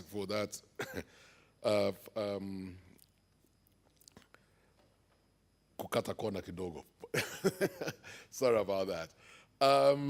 Now, I'd just like to, because I don't want to say more, Mr. Speaker, I'm just happy about that the enthusiasm that this bill has been created. There's one part I wanted to read what is inside the bill, because people have been talking about the training and our universities and what is it that we're going to have.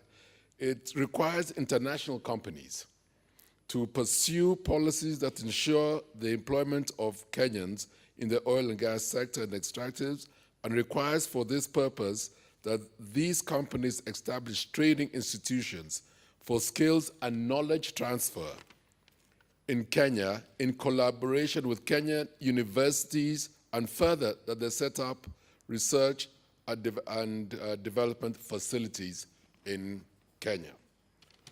Mr. Speaker, as I conclude, ultimately, because you've heard what the senator is saying, we have the other bill which has now the revenue share, but they'll go hand in hand, and that's a good bill.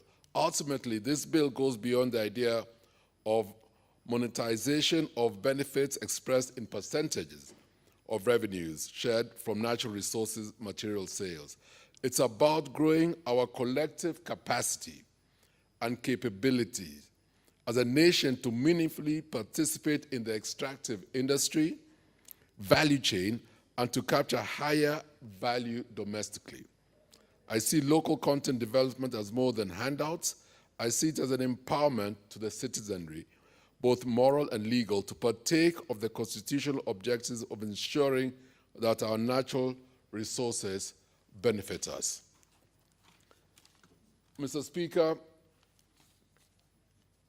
Honorable Speaker, pursuant to Standing Order 61.3, I request that you defer putting of the question on this bill to a later date.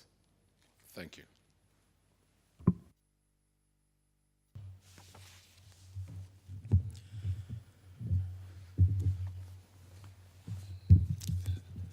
Thank you, Honorable Senator Gideon Moi. I therefore defer putting the question on the local content bill, Senate Bill number 10 of 2018, to Tuesday next week.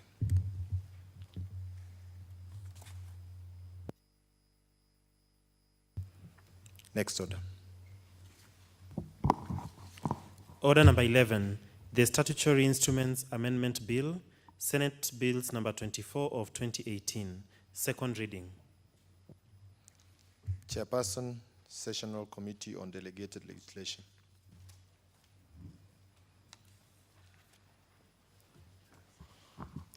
Thank you, Mr. Speaker. Sir, I beg to move the Statutory Instrument Amendment Senate Bill number 24 of 2018 be read a second time. Mr. Speaker, sir, the purpose of the bill is to amend the Statutory Instrument Act in order to expressly include the Senate in the statutory instrument scrutiny process. As part of the Parliament, Senate of Kenya has a role in making the laws of Kenya, which includes statutory instruments. Excluding the Senate in such an important aspect of lawmaking would deny the counties the right to be represented. Mr. Speaker, my committee brought this discussion to this same house some time back. What happened is that ordinarily, the statutory instruments would be introduced to both houses, to the both clerks. Then what happens after that, the clerks determines whether this is relevant for Senate or National Assembly. In this case, what National Assembly amended this act and said all the statutory instruments should be in front of, should be taken to the National Assembly. Now, who determines what goes to Senate? That means it is a National Assembly to determine for us what comes to our house. And Mr. Speaker, in this same house, we agreed that that was not in order. And in the first place, there was a procedural error in that. When that happened, and the amendment happened because the amendment affected both houses, then the amendment should have come to this house. That also did not happen. The amendment just was only taken to National Assembly and it was assented to. And in response to that, we are trying to correct the anomaly as committee to ensure that the right thing happened. Mr. Speaker, sir, Article 94 of the Constitution provides the legislative authority of Republic is derived from the people and then at the national level and is vested and exercised by Parliament. Article 94, subsection 5 of the Constitution provides no person or body other than Parliament has the power to make provision having the force of law in Kenya except under the authority conferred by this Constitution or by legislation. Mr. Speaker, sir, the import of the provision of Constitution is that Parliament has the sole prerogative to make law. Therefore, Parliament may, in certain instances, delegate its law-making power to another authority, for instance, a cabinet secretary. Mr. Speaker, sir, once the power to make the law has been delegated, however, is still incumbent upon Parliament to ensure that the delegatee exercises this power in a manner which it was intended. The Statutory Instrument Act therefore provides for this process. Mr. Speaker, sir, this process through Parliament, scrutiny and approves statutory instrument. Presently, however, Section 11 of the Statutory Act provides, and I read, every cabinet secretary responsible for regulation making authority shall, within 7 days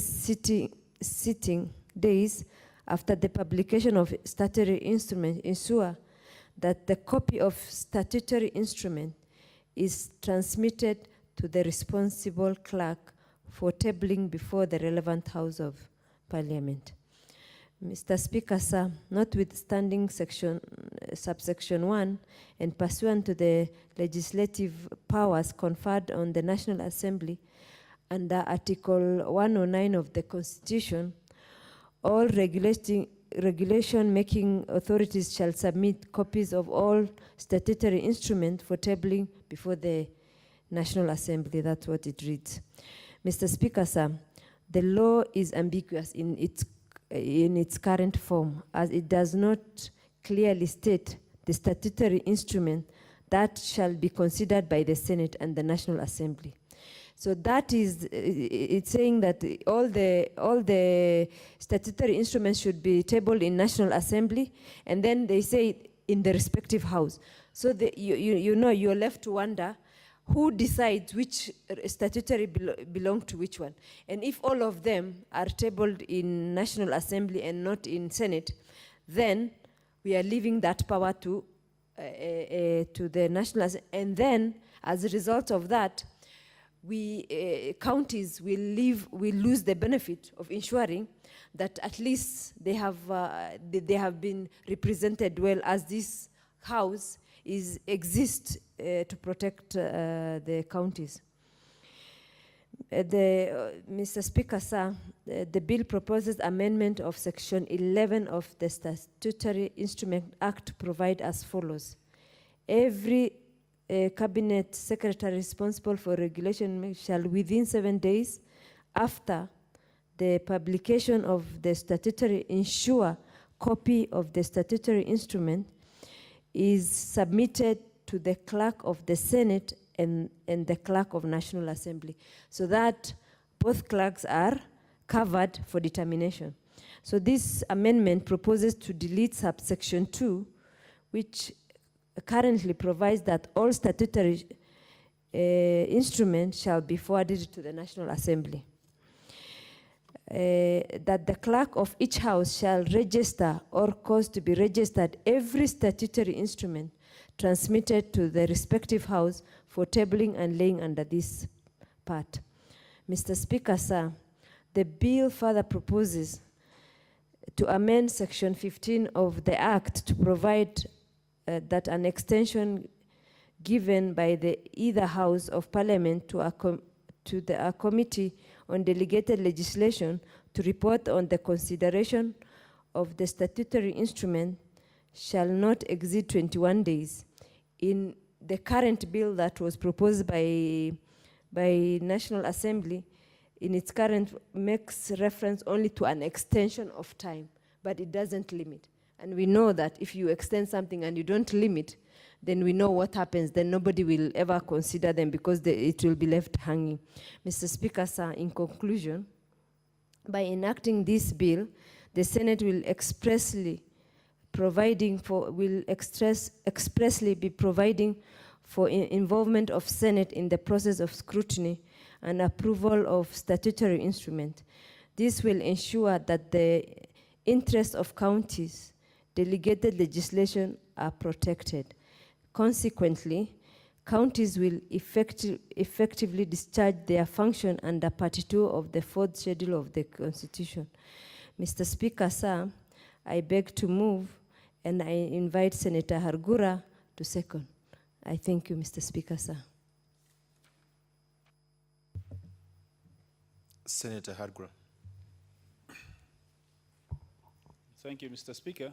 Mr. Speaker, I'd like to second the Statutory Instruments Amendment Bill, Senate Bill number 24 of 2018. Mr. Speaker, as the mover has said clearly, lawmaking is responsibility of Parliament, and Parliament is Senate and National Assembly. So when we make laws, we make them together. A bill may originate in any house, but if it concerns county, the law says it has to be considered by the two houses. And more often than not, we don't go legislating details. very clear, very minute, specific details. We normally say the CS or the relevant authority will make the necessary regulations. That is already part of that bill which has gone through this House. Once it has gone through this House, it's only proper that when that authority which has been given regulation-making function in that particular act, once it has been assented to, when it's making the regulation, then it has to submit back to the two houses. Because they normally say the devil is in the detail. We may legislate something good, but if the regulation-making authority makes a regulation which is not in line with the spirit of that act, then the implementation of that act will not be as envisaged by Parliament. I'll give you, Mr. Speaker, a case in point. 2016, we passed the Community Land Act. In that act, we said very clearly that the CS lands is supposed to make regulations. I looked for those regulations. I was surprised that those regulations actually, in March this year, went through the National Assembly.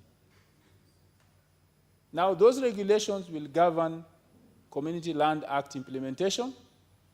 That is a matter which clearly affects counties. But the Senate didn't have an input as to how that act will be implemented. And in my case, I have a very serious issue.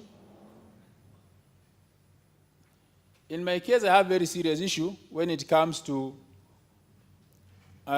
maybe the issue of that community land. Because our main issue has been to make sure that the community is clearly defined. That is why when that bill came from the National Assembly, it had to be rejected in Senate in totality, and it had to go through mediation, the whole bill, from the title to the end, to make sure that it is in line with what will assist the counties in making sure that the community lands are registered in a way that the communities are not disadvantaged. But knowing how the communities who now occupy community lands operate, the main issue is actually even to demarcate that land between the communities, because you will find communities fighting each other because of where does one community land start and where does where does it end. And that has to be a question which needs to be answered before any registration or demarcation of community land is done. That needs to be captured in the regulation. But those regulations has gone through the National Assembly. It has not come to Senate. And if it doesn't address that aspect, because that is where we, the senators who represent counties where their community land, have to be careful about, have to scrutinize the regulation to make sure they actually address that aspect.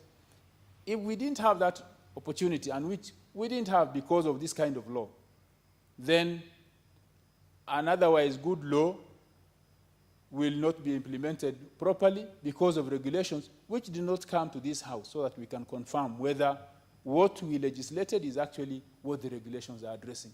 Whether the regulation-making authority, using the powers which have been given by Parliament, is actually doing the right thing. I think that is why they bring their regulations for them to be approved. So that is why we are saying that as Senate, we have to make sure that any law which we pass and which has that regulation-making kind of powers given to another body, in this case, an executive officer like a cabinet secretary, then we must make sure that before that regulation is implemented, we have to again approve it. That is why we are saying the amendment which is made to this law is that once the regulation-making authority makes the regulation and it's gazetted within 7 days, then it has to be brought to the two clerks, so that the two houses go through the regulations, so that approval is sought from the two houses, because the two houses made that law. unlike what is now going on, where National Assembly, and I think maybe if you check the law, it was a 2013 law. Maybe by then the Senate was not either in place or it was not fully grasped these amendments or this law. But now, because of what has happened, we have to come in. We have to make sure that as Senate, we try to avoid or try to reclaim our ground, because it has been the tendency of the National Assembly to always see how they can bypass Senate.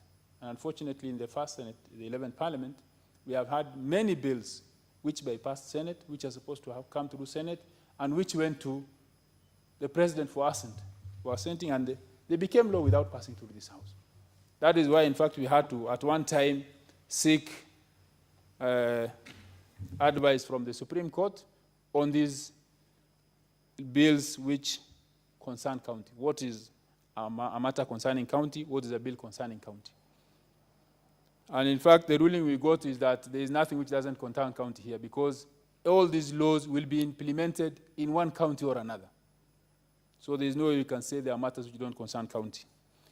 And that is why whenever a regulation is brought, then it has to go to the two clerks, then they have to introduce to the two houses, and we all have to make our contribution to it to make sure that the regulations which are made by this house or the two houses are actually addressing what we have.